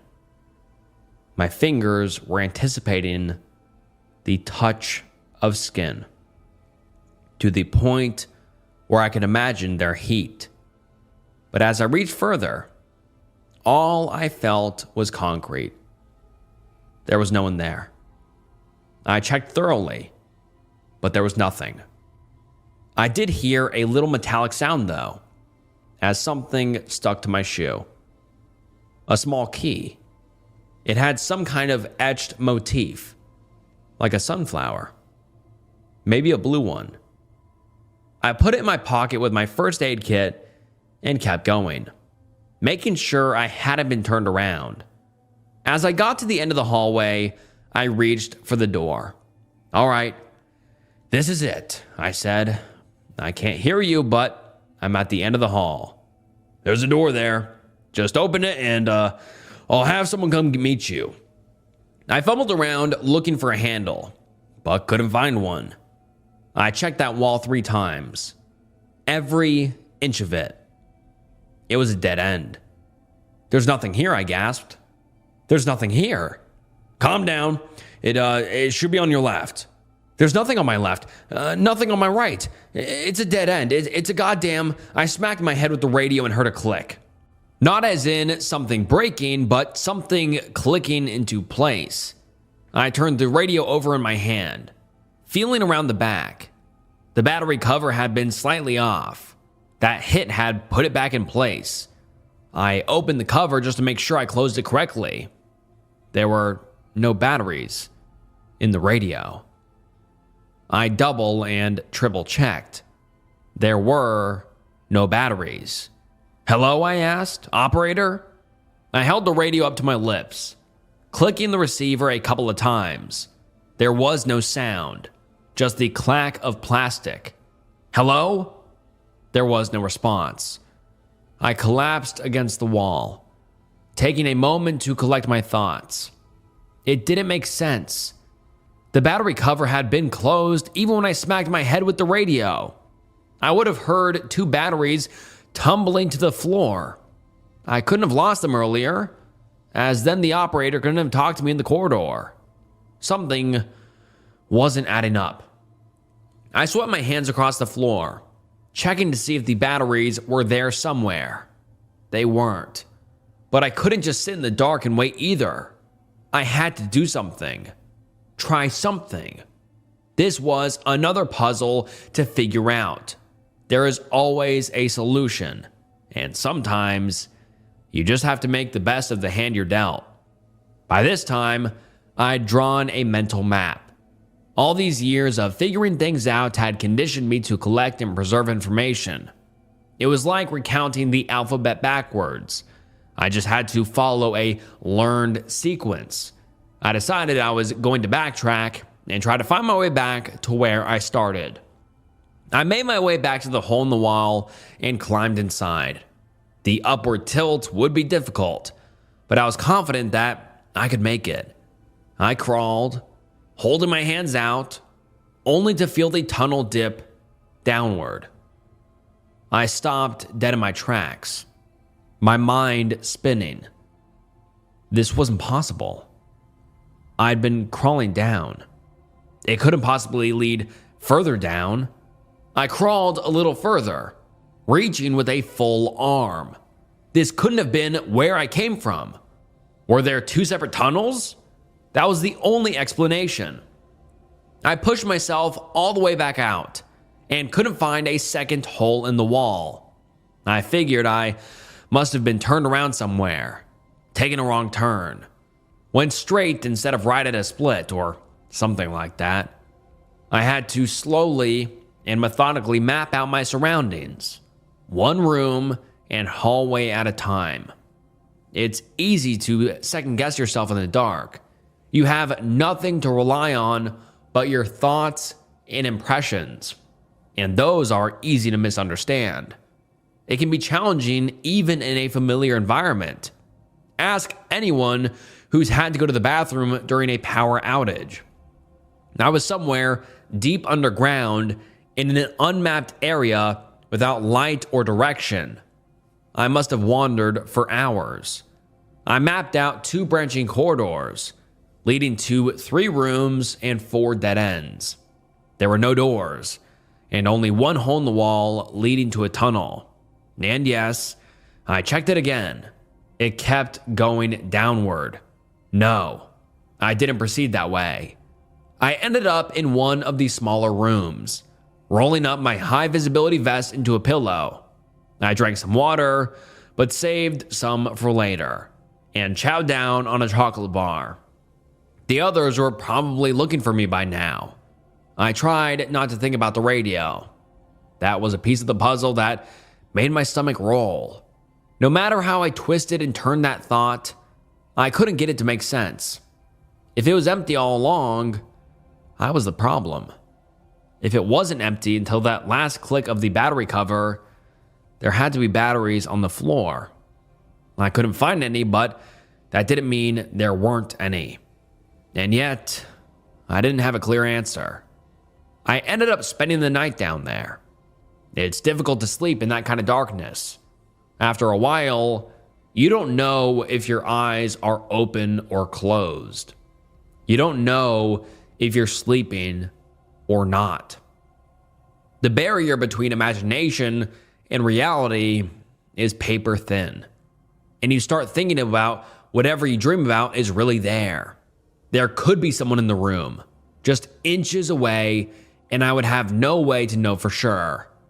It was the first time in many years that I thought about Elliot. Not just the reality of him going missing, but him as a person. I imagined what he might have felt like during those last few hours or days. Had there been someone with him, or had he faded away in the dark? He and I had always been very similar. Chances are, we would think the same thing in the final moments. And if this was one of my final moments, I was scared. He would be too. I tried not to think about it. There was no way to know for sure. And imagining the worst wasn't helping anyone. He could have run away, eloped with a pretty girl, and lived in some hippie coop. He might resurface in 20 years. You can't tell the future. But somehow, a part of me felt like it knew. It knew he'd gone someplace dark, where he would never come back. Maybe it was the next day, or just a couple hours, but at some point, I got up. I decided I was going to check the tunnel again. There must have been some kind of misunderstanding. I drank my last gulp of water and followed the map in my mind. The layout was different. There were more rooms and shorter corridors. If you took two lefts, there were a couple of stairs. There was a larger room with a rounded floor for draining liquid. I would go down the same hallway twice and I could swear it was different lengths. I would count my steps and end up with the same result. But one would take a minute to pass, and the next it would take two. I felt like I was losing my mind. Every time I tried to make clear sense of that place, it seemed to shift and change, like it wasn't finished, in more ways than one, like an approximation of space and dimension. After my third pass around the same rooms and still not making any sense of it, I took a break. I was leaning back, tapping the back of my head against the wall, as if trying to dislodge a good idea. Instead, I picked up the radio, clicking the receiver, and turning the dials. Now it was just a plastic brick. No better than a paperweight. I checked the back, unlatching the battery cover, still empty. Then, a noise. There's a way out, you know. The crackling voice came from the radio, but there was something about it that resonated with me, like the reverb was tickling the back of my mind. "You're not real," I mumbled. "I'm hallucinating." "Are you sure?" It's like a sensory deprivation tank. If your senses stop getting input, your brain starts firing random signals just to keep them occupied. Otherwise, it sort of atrophies. So I'm just a random brain signal? I would suppose so. Interesting, the voice continued. So that means whatever I say is an expression of yourself? No, it's a random noise. You might as well be a cat's meow or a leaf in the wind. But what do I sound like to you? Try to categorize me. Make sense of me. Who am I? The voice was a man. Age was difficult to tell through a radio, but I was guessing they weren't a teenager or a senior, adult or middle-aged, with a slight hint of an accent similar to my own. That was a curious choice. Where's that accent from? I asked. Wherever you want it to be from. Cute deflection. I wonder why I'm imagining you like that. Maybe you're trying to express something. Why would I care about some random person with an accent? Maybe I'm not a random person. I leaned the radio away, closed my eyes, and shook my head. Don't do that, I whispered. Don't say things like that. I wandered the dark for a bit, desperately trying to make sense of my surroundings. The number of steps on the stairs were different. The corridor turned right instead of left. The ceiling was lower, and the angle of the tilt in the floor of the big room was deeper. I thought I felt a door handle, but upon double back, I realized it was a clasp for a missing pipe. I talked out loud all that time, getting the occasional response from the radio. I knew it wasn't real, but it kept me from digesting random thoughts into something rancid. I had to stay focused on the task ahead and find a way forward. There had to be a way forward. There's no such thing as an impossible space. The operator wasn't trying to get in my head or make wild claims. Most of the time, he was just listening, adding the occasional remark when I made an incorrect statement or misinformed decision. And when I came back to the same room I'd already been in for the umpteenth time, tearing my own hair out with frustration, that voice came through loud and clear. Do you want a suggestion? You're not real. Then what's the harm? It doesn't make sense, I snapped back. I'm talking to a wall. Anything that comes from this is, at best, accidental. You have any better ideas? I flung the radio across the room, shattering it against the wall on the other side. I heard the plastic clatter and roll down the tilted floor, pooling at a small grate in the center of the room. Some of the smaller pieces trickled through. I pushed my hands against my ears, trying to clear my thoughts. Are you done? The voice wasn't coming from the radio anymore. It was resonating through me, like my bones were picking up a radio signal. I didn't know what to say. Before I could open my mouth, it answered for me. Then let's get going.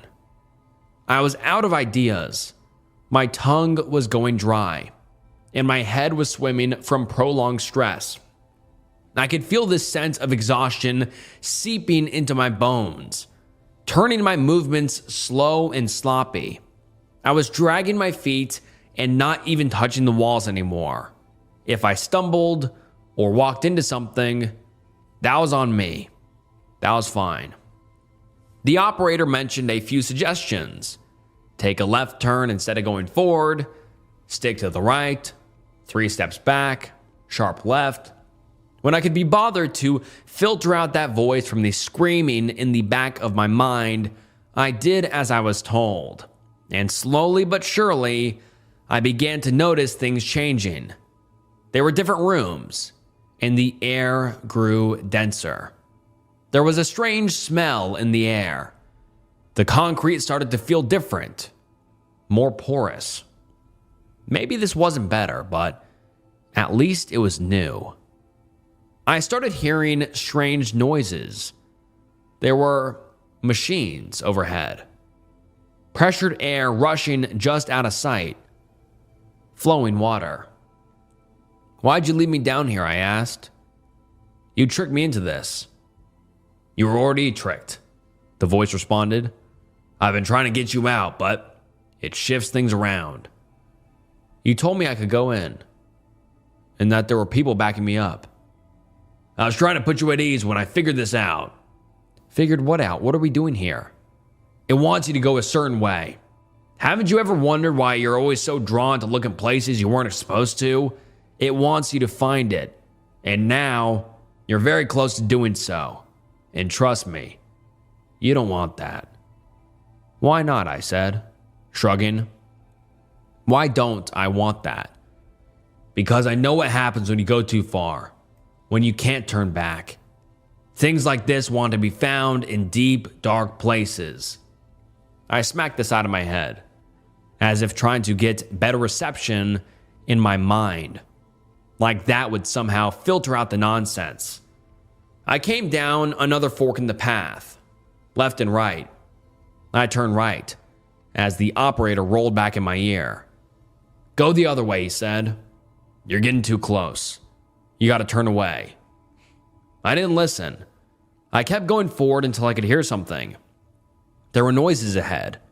Chatter. My heart raced as I rushed forward. Please, turn around, the operator asked. Turn around right now. I could hear people talking. I turned a corner, and for the first time in days, I could see a door. I could see a door. There was a faint light coming from underneath, and I could hear people walking around in the other room. I ran up to it and pushed down on the handle. Someone on the other side was calling out, asking if anyone was there. The key, the operator begged. I left you a key. I pushed down on the handle and stopped, fumbling around with my right hand. I could feel the key still in my pocket. I'd completely forgotten about it. There is a way out, but this ain't it. I promise you this ain't it. Please don't do this. Please don't go that way. Why not? I whispered. They're right there. It's not real. I made the same mistake. Don't go in.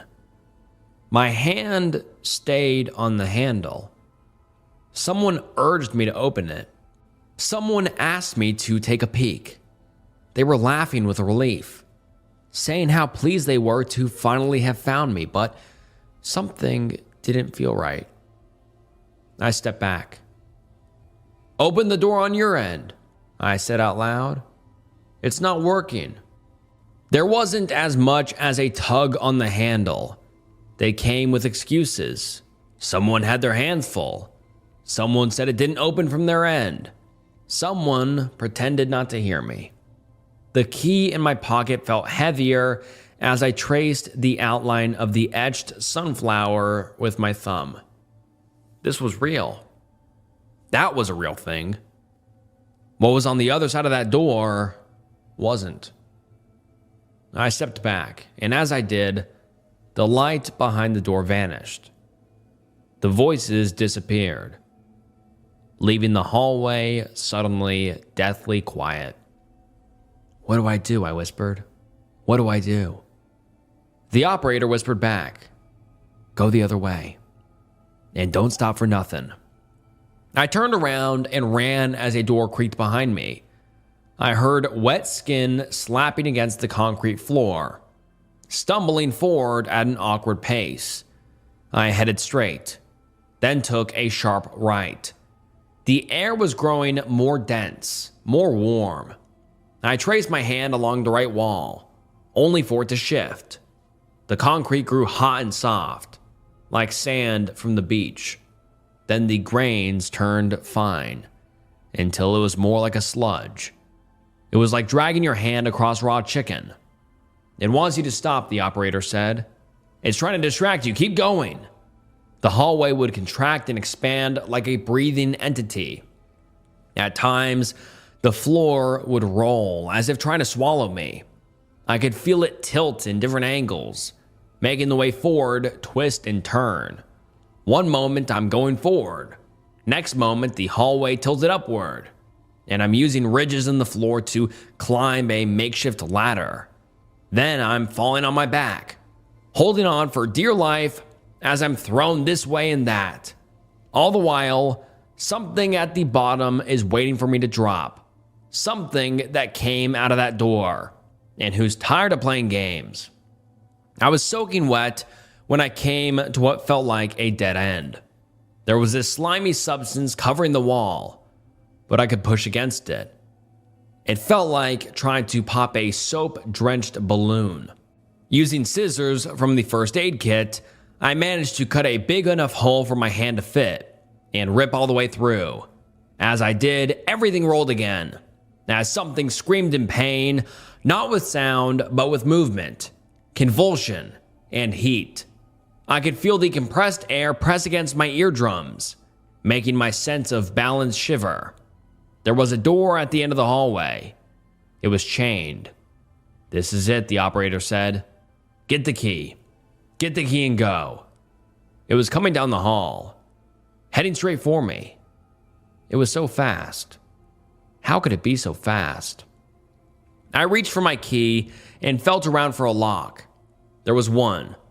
I slotted the key in, turned, and pulled.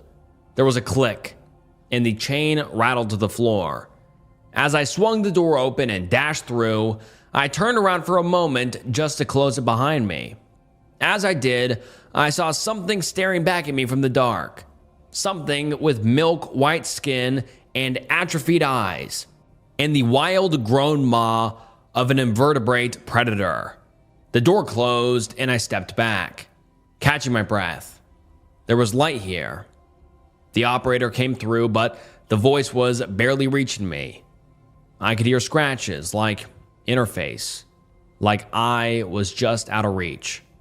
"Just keep going," he said. "Not far.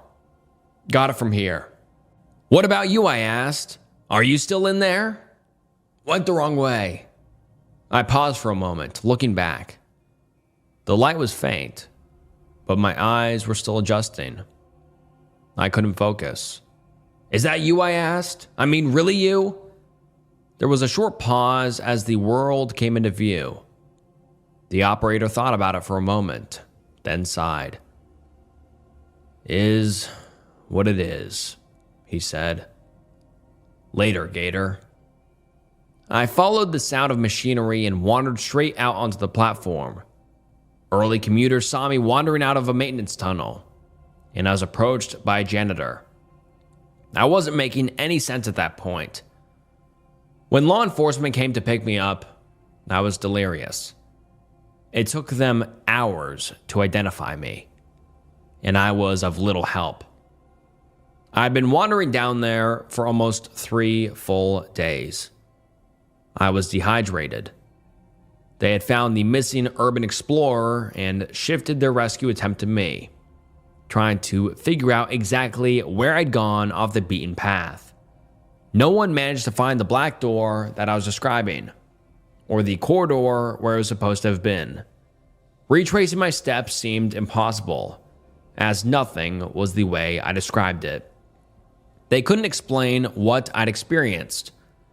My clothes were covered in a thin layer of hydrochloric acid and potassium chloride in a mix similar to gastric acid, like I'd been walking through a massive diluted stomach. There were interviews, questionnaires, and even a short article in a local newspaper. Most wanted to talk about the fear of being lost in the dark and what it does to your mind. It lost its novelty after about a week, and I was back at work like nothing happened. I still do search and rescue on a volunteer basis sometimes. I'm a bit more careful, sure, but you can't change what you are overnight. And yet, I think something has changed. I'm asking different questions nowadays, and I'm not sure I want an answer.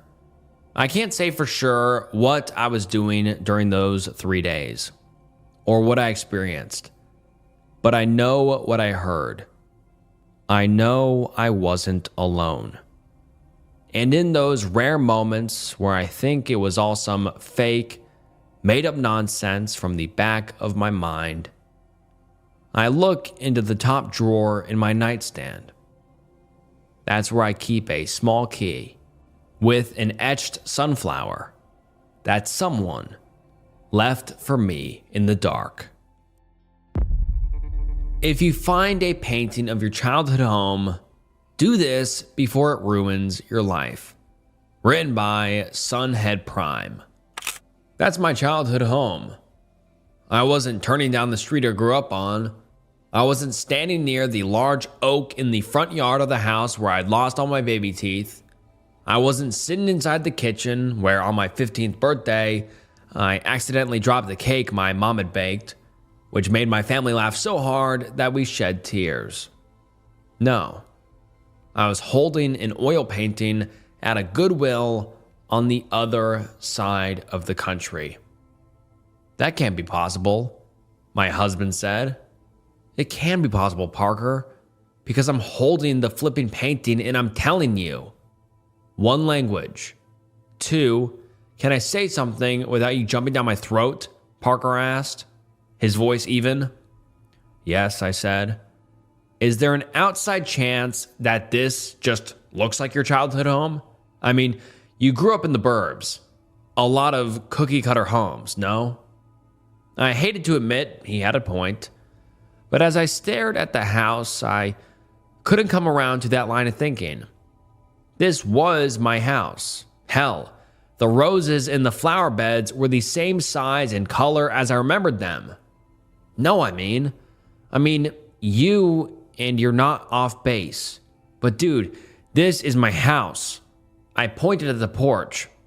I broke that railing trying to do a ballet spin and fell into the bushes. You missed 2 left feet. Senorita trips a lot. Tried to do a ballet spin. To be fair, I did the spin. I just didn't stick the landing.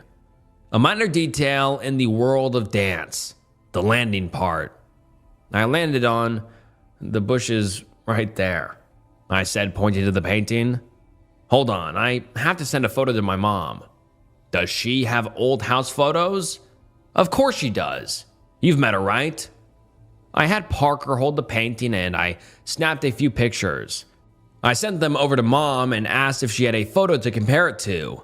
The message came back a minute later. OMG, that's our house.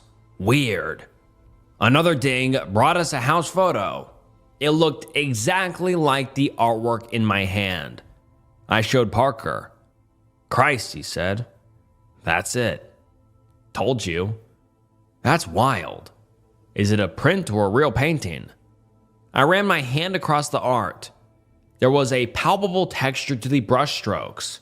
Sometimes, a print may have varnish applied to give the impression of a brushstrokes. This wasn't that.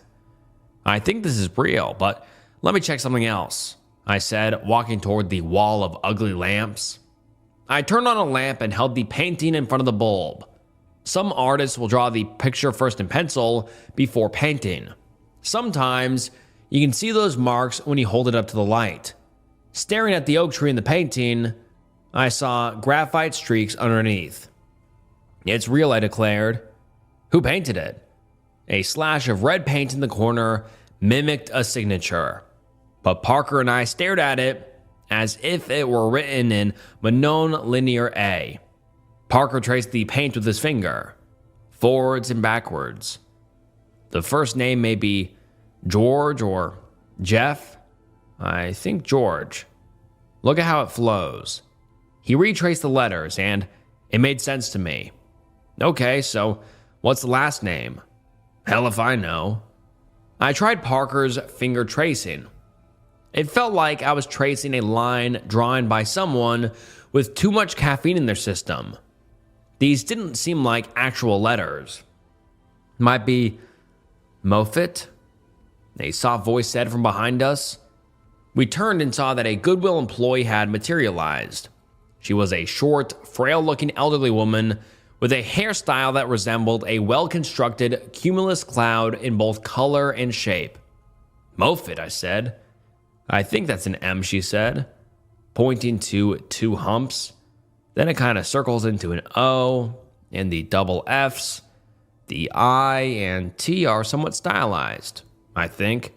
Artists being artists. I looked and, yeah, it kind of looked like Moffat. I can see it. George Moffat, you think? I do. Beautiful place, don't you think? Yes, I said. It looks exactly like the house I grew up in. I showed her the photo my mom sent. How strange, right? I grew up across the country. Why is this even here? When I was younger, there was a company that would paint your home for you. Painters, Parker deadpanned. Ignore him, I said. He doesn't know how to act in public. She laughed. I understand. I have one just like him at home.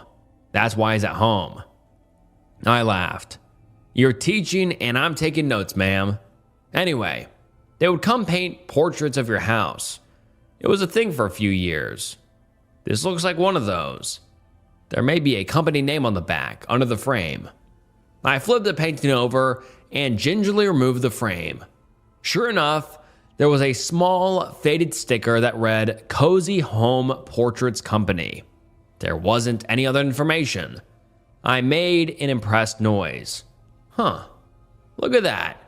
Have a jumping off point to find out what this is all about. Thank you so much. Marge. Marge, thank you. Sorry again for this guy. Marge, please forgive me. You're a gentlewoman and a scholar. Marge leaned into him and nodded at me. You're punching above your weight with her, kiddo. Keep her happy. Parker laughed, wrapped his arm around my hip, and pulled me in for a hug. Marge, that's the best advice I've received from a Goodwill employee. If only your barber had given you good advice, you could have avoided that haircut. I burst out laughing. Parker did too. Marge, I hope to grow up to be just like you. You found a guy who can take a joke? That's a start. You guys want to get that or still debating? I looked at Parker, and he nodded. How can we not get this? Even if it's just for the story. Marge smiled. See, you can learn. Come on, kids. I'll ring you up. When I got home, I immediately began researching the Cozy Home Portraits Company. I had a hard time finding anything. Most of the search results were links to people on Reddit asking the same questions. Apparently, there were lots of folks like me who were surprised to find their childhood homes immortalized on canvas. One commenter said something that stuck with me. "Parker, listen to this," I said, reading the post. "My mom says she remembers someone approaching her and asking if they could take a photo so they could paint the house later. She told them no at first, but they said they'd do it for no cost. Mom agreed and assumed she'd get the painting at some point, but she never heard from the company again." What's the next commenter say? "This sounds fake," I read. Kind of a dickish response, no? "It's Reddit," he said, shrugging. "Maybe they just used the house for inspiration and sold the paintings to commercial houses for reproductions? Then why bother involving the homeowners at all? Maybe to assuage their worries of someone standing outside their home snapping photos of their house," Parker suggested. "I mean, anyone could take a photo of a house, and I'd have no idea unless I saw them do it. True, it's weird, I'll grant you, but I think I'm on the right track. Commercial art, Americana stuff, that was to be it." He may have been onto something, but that answer didn't feel right. I couldn't work out the logic. If this company had been around for a while and painted portraits of homes all across the country for commercial sake, why wasn't there any record of them? No stories online, no official business records, no known CEO or list of artists or anyone. Hell, even searching for the name George Moffat didn't yield results. My mind told me there was something off about this. A sense of dread loomed over the whole thing. I let it marinate all day to see if I'd reconsider. Shocking to no one, I didn't. I told Parker as much as we got ready for bed. "You're reacting that way because of what's happening in the world right now," Parker said, yawning. "There are real evil people out there, and they aren't painting pictures." "The mustache man painted pictures," I said. He gave me a deadpan stare. "You know what I mean." I just can't let it go. It's odd. Odd that it was done at all. Odd that it traveled all the way out here. Odd that I found it. Odd stacked on odd stacked on odd. Turtles all the way down. "What?" I said, crinkling up my face. "What do turtles have to do with anything?" He laughed. "Nothing. Just a dumb expression." He yawned again. "Why is this bothering you so much? Some random company painted and sold pictures of my childhood house with no one knowing about it? It's odd," he said with a smile. "Very. It's just not sitting right with me." Parker yawned for a third time. "My melatonin is kicking in here. Get some rest and see how you feel in the morning. Maybe call your mom, see if she has a story to tell. She might know something." He didn't wait for my response. Instead, he rolled over, shut off the lamp, and turned on our sound machine as digital thunderstorms rolled into our bedroom. I lay down on my pillows, but didn't fall asleep. This whole thing smothered my thoughts as much as my weighted blanket did my body. I would call Mom tomorrow, see what she knew, if anything. I heard light snores coming from Parker's direction and sighed. That man could fall asleep even if the house was on fire. I flipped on YouTube, found something to help me sleep, and closed my eyes. Or would've, if I hadn't seen our front porch light turn on. A cold touched my brain and froze the rest of my body. The light going off didn't mean a prowler was trying to jimmy open our lock. It could have been a bug flying too close to the sensor or a sleepwalking squirrel. Improbable?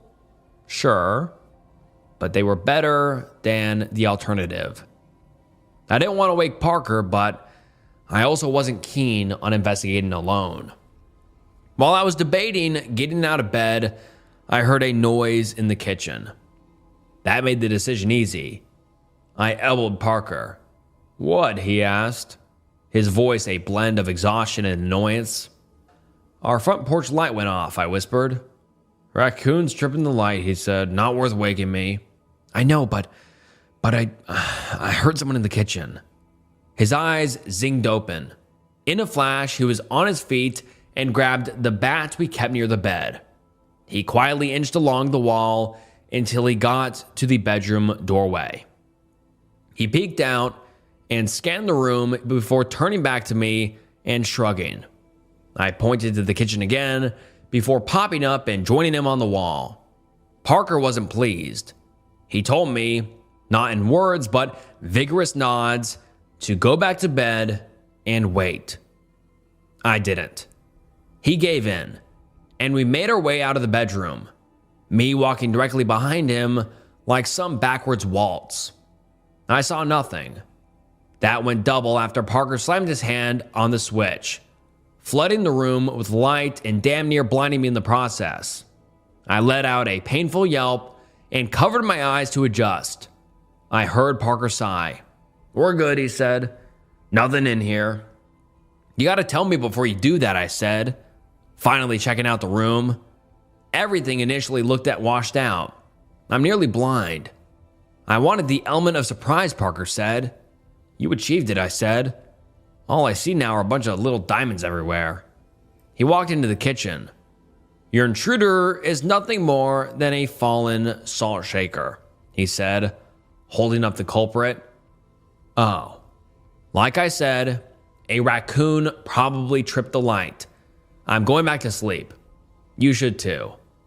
He walked past me, patted my ass, and headed back to bed.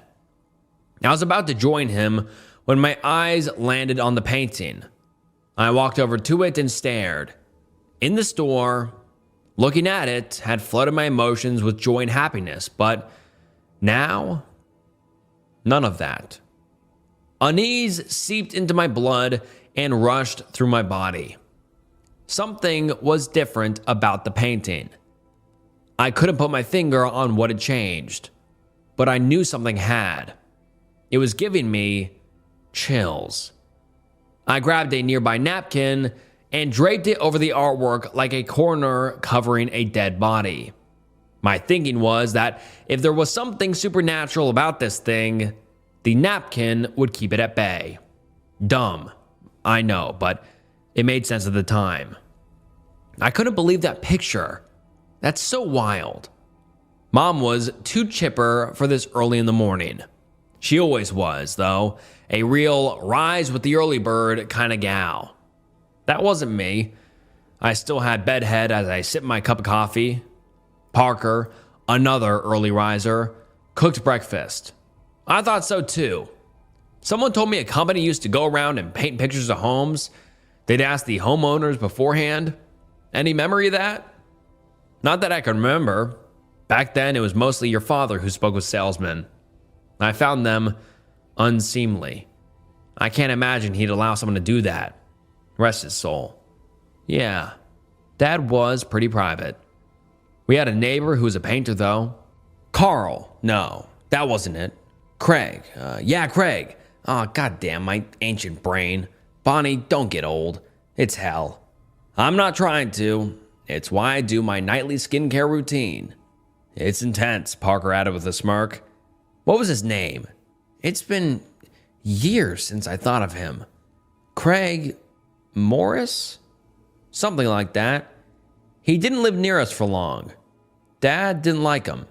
At all. Why?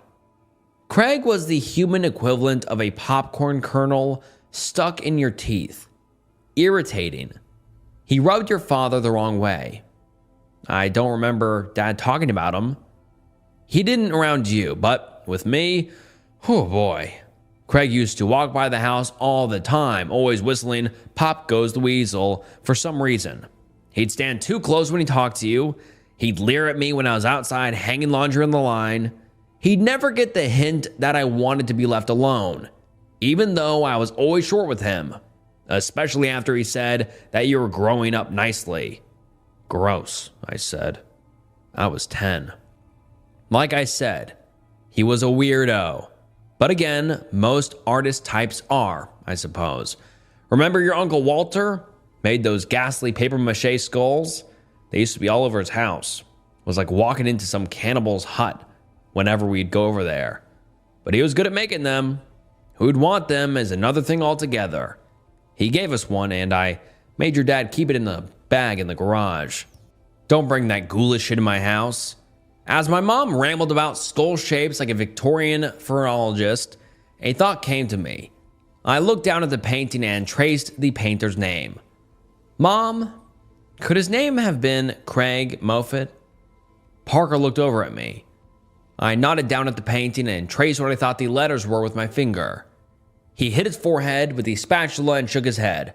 Oh my God, yes, that was it. Craig Moffat. God, what a blast from the past. He really was a weird little freak of a man, my mom said, laughing. He used to wear these tiny little shorts, and he did not have the legs for it. Looked like two toothpicks stuck in an orange. Mom droned on a little longer, but provided nothing of substance beyond Craig Moffat's horrid legs.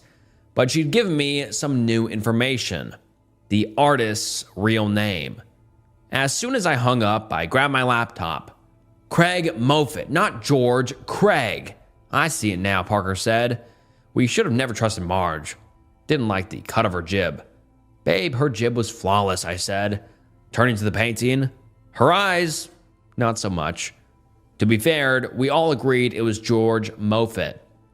There's Craig Moffat. I turned the computer around and showed a web page dedicated to his art. Parker leaned down to get a closer look. His legs do look like toothpicks stuck in an orange. Rolling my eyes, I turned the laptop back to me and clicked on the man's About Me page. It was illuminating. Craig had quite the little career. He'd worked for a few newspaper outlets, a few magazines, some ad campaigns. His stuff was good. There was a list of known works. There are a few house paintings listed here. It has to be him. Has anyone mentioned how odd this is? Parker said with a sly smile. It's catching on. Maybe you saw your home as a happy family home and wanted to capture it for that company. Is there a contact page? There is, I yelped. I read the page out loud. If you have questions about Craig or his work, please feel free to reach out here, I said. That's great. You can email him and ask directly. Moffat Estate at Moffat website, I read. Shit, he's dead. That shouldn't matter. Maybe the guy who runs the estate can answer your questions. I nodded. It was worth a shot. I started composing a message, and Parker went back to breakfast. I glanced at the artwork on the table next to me. Something about it picked at my brain. Hey, I meant to ask. Have you been watching professional wiffle ball games on our YouTube? Oh yeah, I've started tuning in on games after your melatonin kicks in. Puts me right out. Uh-huh. Are you a wiffle ball fan? No, I said, laughing. I just happened to come across it one night and I fell asleep like 10 minutes into a game. It's better than Ocean Waves. Which game was it? Rhinos against the Storks? Oh man, those two teams hate each other. Storks have won the last 3 series behind Dustin Braddock's nasty banana ball. I stopped speaking because I could feel Parker's smug smirk on his face. I looked up and caught it with my own eyes. Not a fan. What the hell is a banana ball? Ping! They emailed back already, I said. What the hell? Maybe there isn't a lot going on at the Moffat Estate. Hi, Craig Moffat was my father. He did several pieces of local homes during that era. I would love to discuss this with you. Can we set up a call? So there clearly isn't a lot going on at the Moffat Estate, Parker said. I'm going to say yes. I think I have to, if for no other reason than my own sanity. Go for it. I can be there for the call if you need me. So I set up a call with the estate for later that day. Hopefully there'd be some information that I could use to stop the itch in my brain. Parker served me breakfast before we got ready to head out to the gym. You never told me what a banana ball is, he said, placing the plate in front of me. It's a sidearm slurve, a strikeout pitch, nearly unhittable in Braddock in his own game. Parker gave me a quizzical look. I sighed. Not a fan. After Parker had left for the gym, I went back over to the painting. It was still sitting in the last place I had left it. Still had the napkin over it. The bad vibes I felt earlier were still there. In fact, they'd grown worse. I didn't even want this thing in my house anymore, covered or not.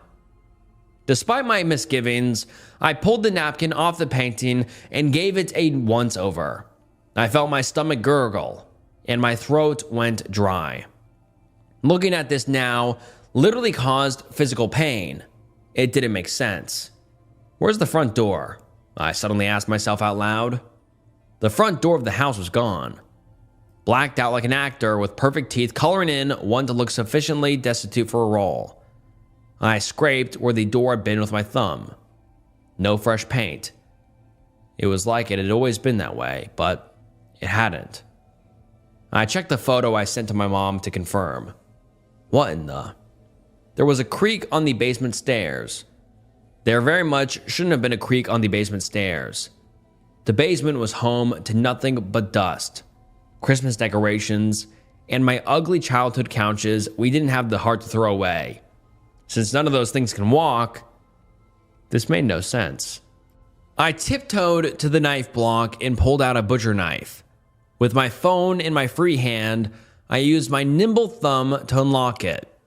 I was ready to dial 911, but as I stared at my reflection in the knife blade, I questioned whether I was prepared to stick it into another person. I wouldn't know that until it came to that moment. I very much prayed that wouldn't happen. Another creak. Near the top of the stairs now. It was getting closer. I flexed the grip on the knife. I tried to control my breathing, but couldn't. Turns out all that woo-woo TikTok relaxation breathing stuff was just bullshit. My heart was thumping like an angry jazz drummer's long-awaited solo. I felt sweat drip down my neck. Something flickered on the painting. It momentarily took my eyes off the basement door. Like last night, I initially registered nothing different. Then I noticed. Through the window of the living room, it looked like someone had turned on a light or lit a fire. Splotches of yellow and orange paint filled the window frame. The jingling of the basement door handle snapped me out of the trance. My palms were sweaty. My legs swayed like bamboo in a strong breeze. I gathered all my remaining strength and yelled out, "Hey, stay away from me." I wanted to say more, but overwhelming fear shut me up. The jiggling stopped. Relief. My hectoring worked. For about 2 seconds. The basement door cracked open. There was a ghostly pale face staring back at me. That was when my brain firmly decided whether I was a fight or flight kind of gal. I was flight. Fuck this.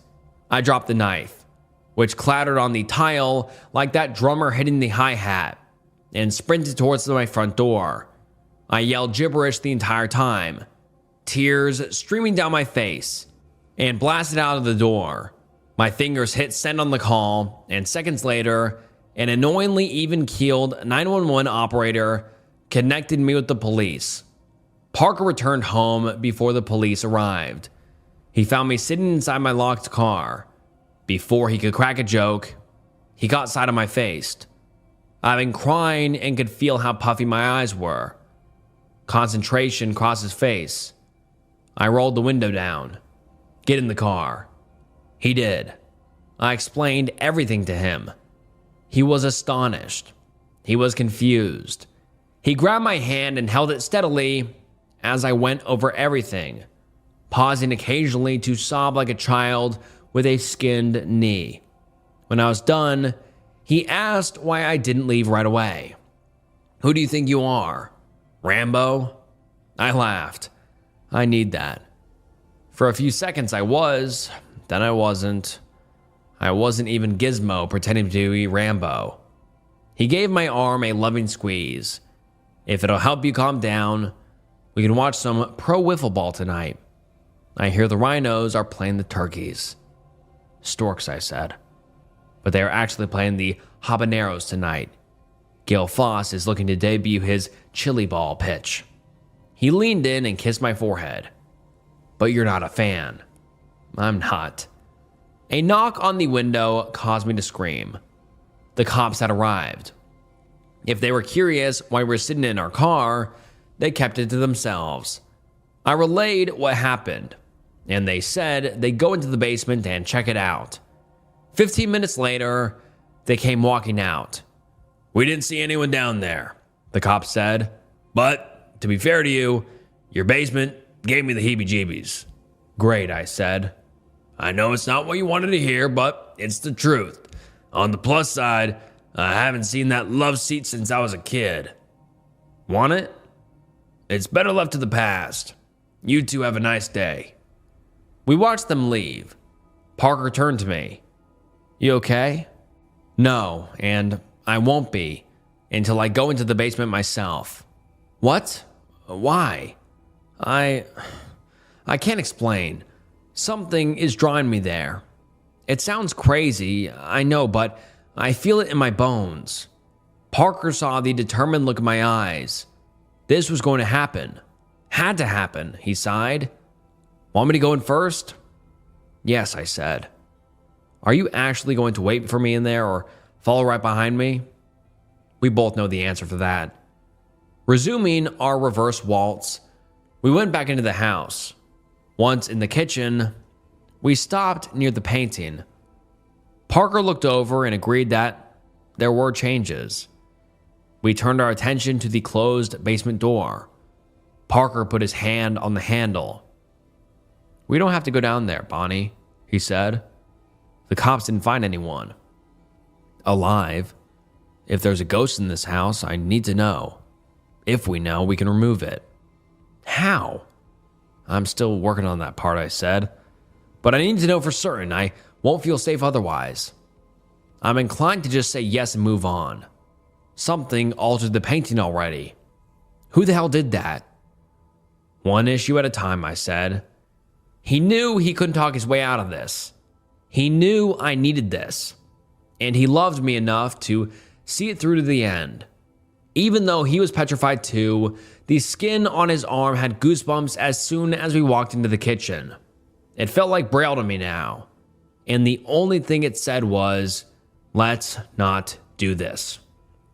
But that feeling in my brain, the one drawing me down there, wouldn't leave. It was stronger now that we were in the home. Something was loose in my house. I knew it in my heart. Whatever it was, I needed to keep it from roosting in my new home. Let the ghosts live in the past. Leave my future alone. Parker gripped the handle, sighed so loudly it was heard 2 towns over, and opened the door. The stairs led down into the dark of the basement. The floor around the landing was the only thing visible. In the abstract, it wasn't anything. Right now, though, horrifying. Parker found the light switch, illuminating the rest of the space. So far, so good. We took our time walking down the stairs, creaking along the wooden stairs one step at a time. Maybe it'd have the same effect on the ghost that heard creaking steps did on me. Perhaps the phantom was hiding, holding a ghost knife and deciding if it was going to play Ghost Rambo or just fearfully disappear to the walls. "The house is the painting had a basement too?" I whispered. "When I was a kid, I hated going down there. Any time of the day, just didn't feel natural, you know?" "Are you trying to get me to stop doing this?" "Sorry, I'm rambling," I said. I kept right on rambling though. What bothered me wasn't so much going down there. What scared me was the trip back up. Turning your back on the dark? I used to walk backwards up the stairs. "We can try that in a few minutes," Parker whispered back. "Any other ghost stories you want to share before we hit the landing?" "Sorry," I said. It just popped into my mind. I haven't thought about that fear in years. Since we moved away from there, actually. That's not comforting.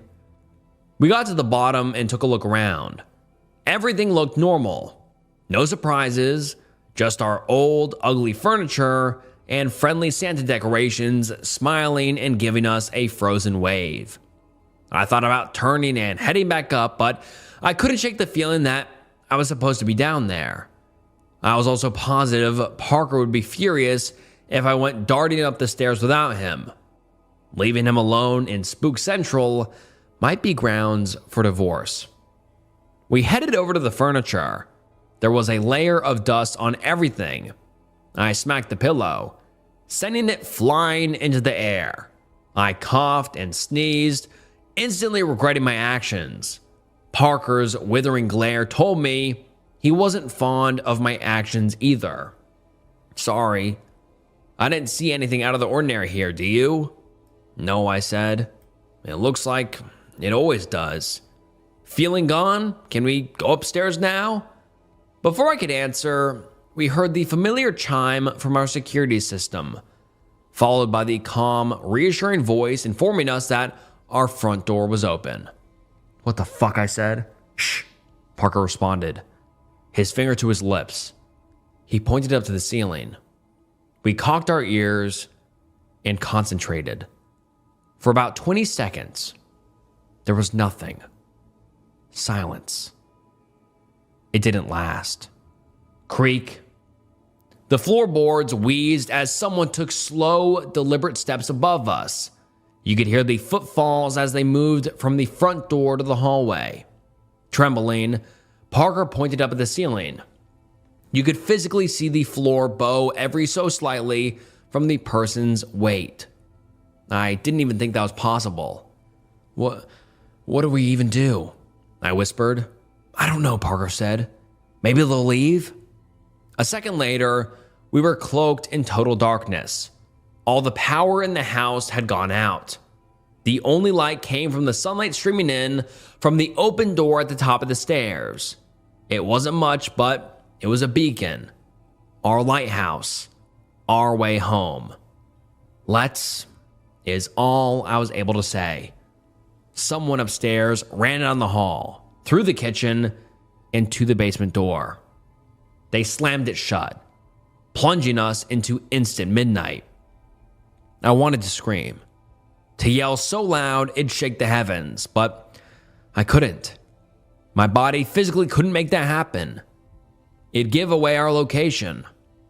I clutched Parker's shirt so hard, I was afraid I'd rip it right off him. If it bothered him, he didn't say. This sucks, Parker mumbled. Understatement of the goddamn century. Ho, ho, ho, Merry Christmas. One of our Santa decorations started going off. I nearly peed myself at Santa's sudden arrival. I imagine it would have been the same response I would have had if I had seen him as a kid. Kris Kringle was soon joined by all of our Christmas decorations going off at once. Dozens of laughing Santas, lights flickering off and on, inflatables rising like zombified plastic bags. The noise was deafening, but strangely festive.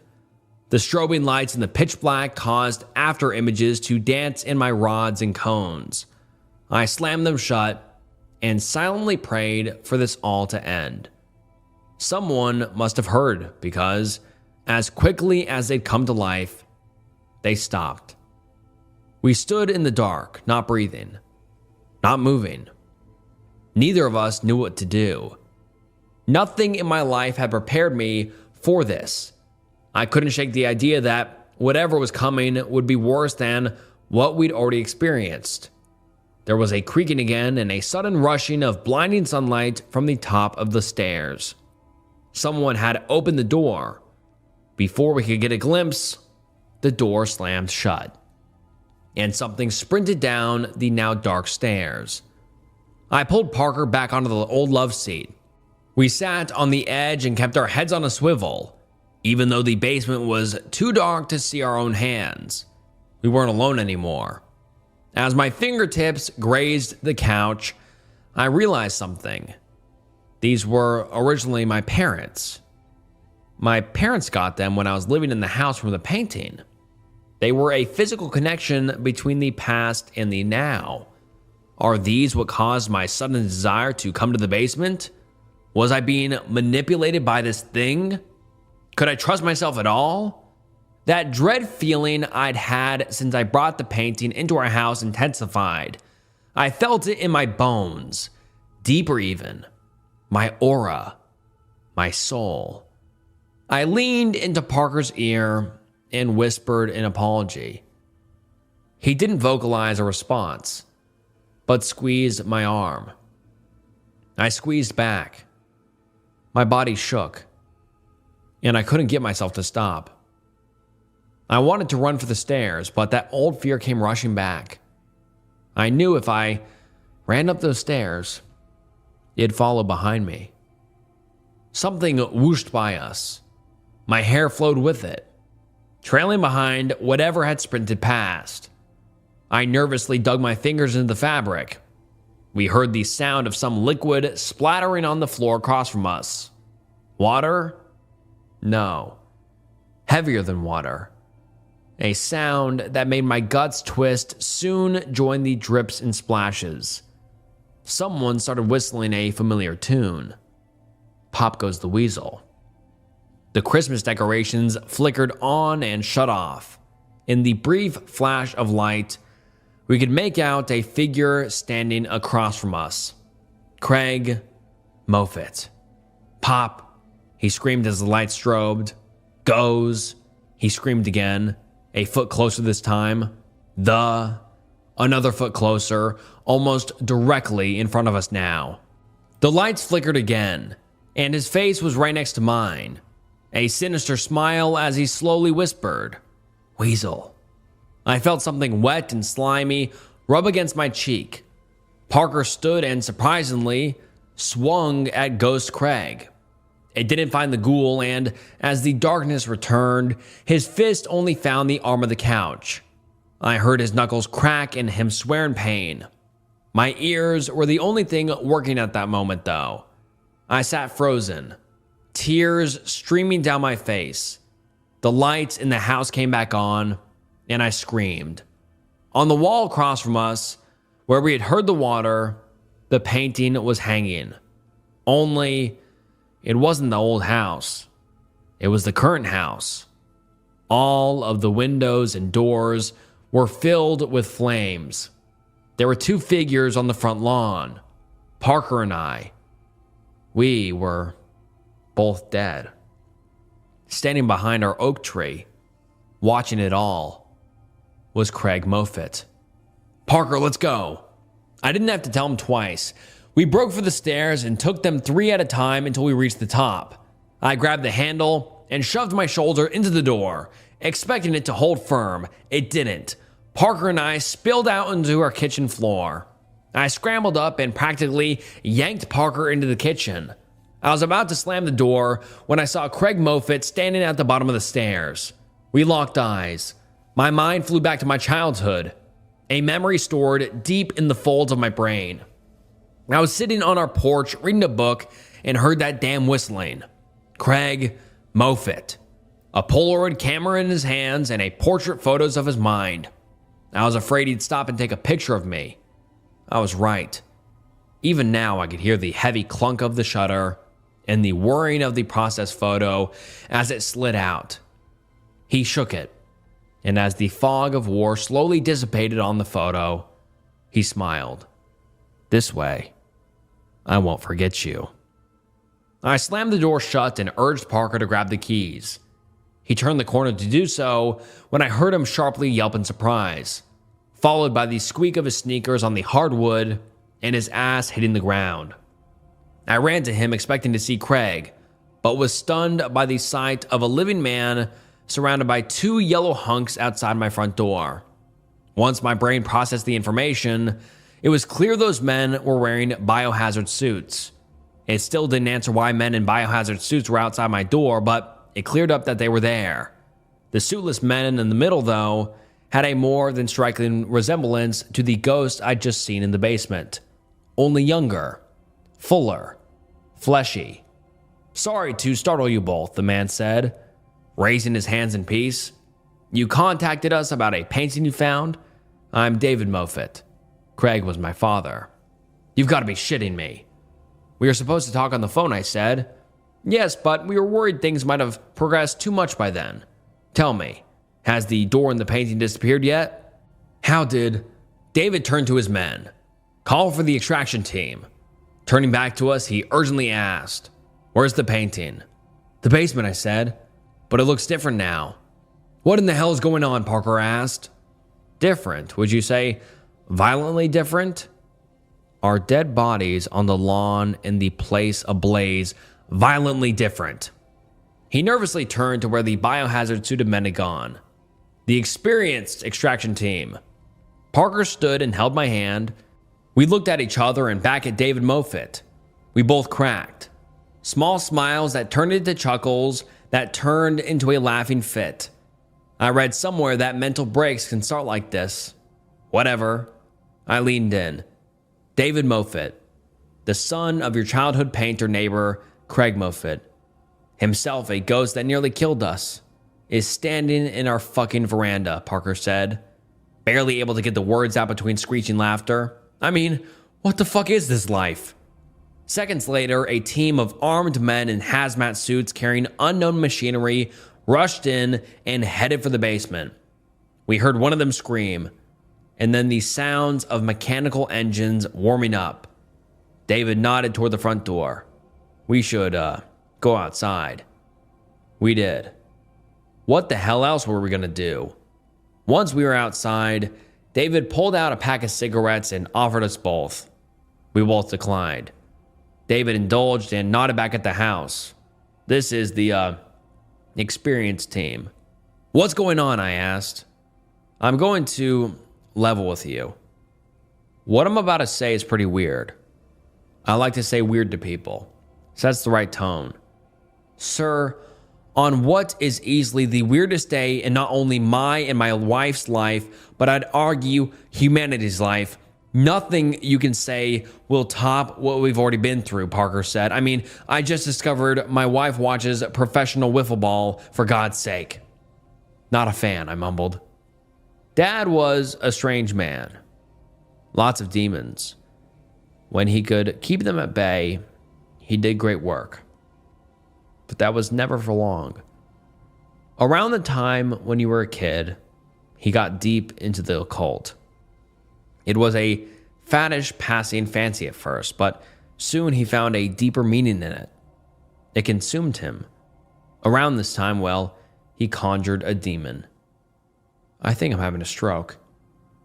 He made a deal. We don't know exactly the details, but what we do know is that Dad agreed to start a company that would paint portraits of people's homes. The twist was that the homes he picked would become targets for the demon. Naturally, Parker said, because why not? He'd take a photo of the home and give it to the demon. The demon would curse it and insert it into the canvases of my dad's paintings. These photos would be a connection between the subjects and the art and the demon itself. The pull got stronger when the artwork found its way back to the subjects. Then he trailed off. Meet each other, I said. In a manner of speaking, yes. So many questions bounced around my brain. This all sounded so outlandish, and yet the memory of the photo came back to me. This way, I won't forget you, I said out loud. Confused. Parker looked at me. What? We don't know how many paintings Dad did during this time, but we've recovered 65 in locations from New York to California. The people selected seem to be random, except for you. Why me? My guess? You were neighbors and, well, my dad really didn't like your dad. The feeling was mutual. Just then, the extraction team came rushing out. One was limping. The machines they brought looked broken, but the lights were still on. One of them had the painting in a biocontaminant bag. It was smoking. The experienced team, David said, ashing out his smoke on the bottom of his shoe and pocketing the butt. Thank you for letting us help you rid of this menace. The work is exhausting, but my family has to atone for Craig's wicked actions. David nodded and turned to leave. I reached out and grabbed his shoulder. Wait, that's it? We're free? Just like that? Just like that, he said, turning to leave. He stopped and spun on his heels. Unless you have something from the old house in your new house, then you kind of sort of leave a back door for the demon to return. So if you do, I suggest destroying it. He tipped his cap and left. Parker and I locked eyes. The love seat, we said at the same time. My back hurt just thinking about hauling it up those narrow stairs. Later that night, we torched the sofa in a makeshift fire pit in our backyard. We ate pizza and watched the flames consume the potentially demonic couch. Can't imagine that's a sentence that's been said a lot in history. As we did, relief filled my heart. The dread was gone. I looked over at Parker and smiled. I think we can put to bed the argument about who had the weirder childhood, Park. He laughed. Yeah, summers with my Amish family can't compete with demons. His phone buzzed. He looked down at the notification with concern. I felt my stomach twist. Please tell me it's good news. The Rhinos Habaneros game is about to start. I set a reminder. Want to watch? I touched my heart and felt pure happiness surge through me. Tears. Grabbing his free hand, I held it tight and gave it a big squeeze. I have something to confess, I said. I think I'm a legitimate fan of professional wiffle ball. I know, babe. I know. We sat together, letting the crackling of a burning demon couch and the crack of a wiffle ball bat fill the night air. I snuggled into Parker's shoulder. It was warm, inviting. Home. And not one haunted by an angry ghost. How did one girl get so lucky?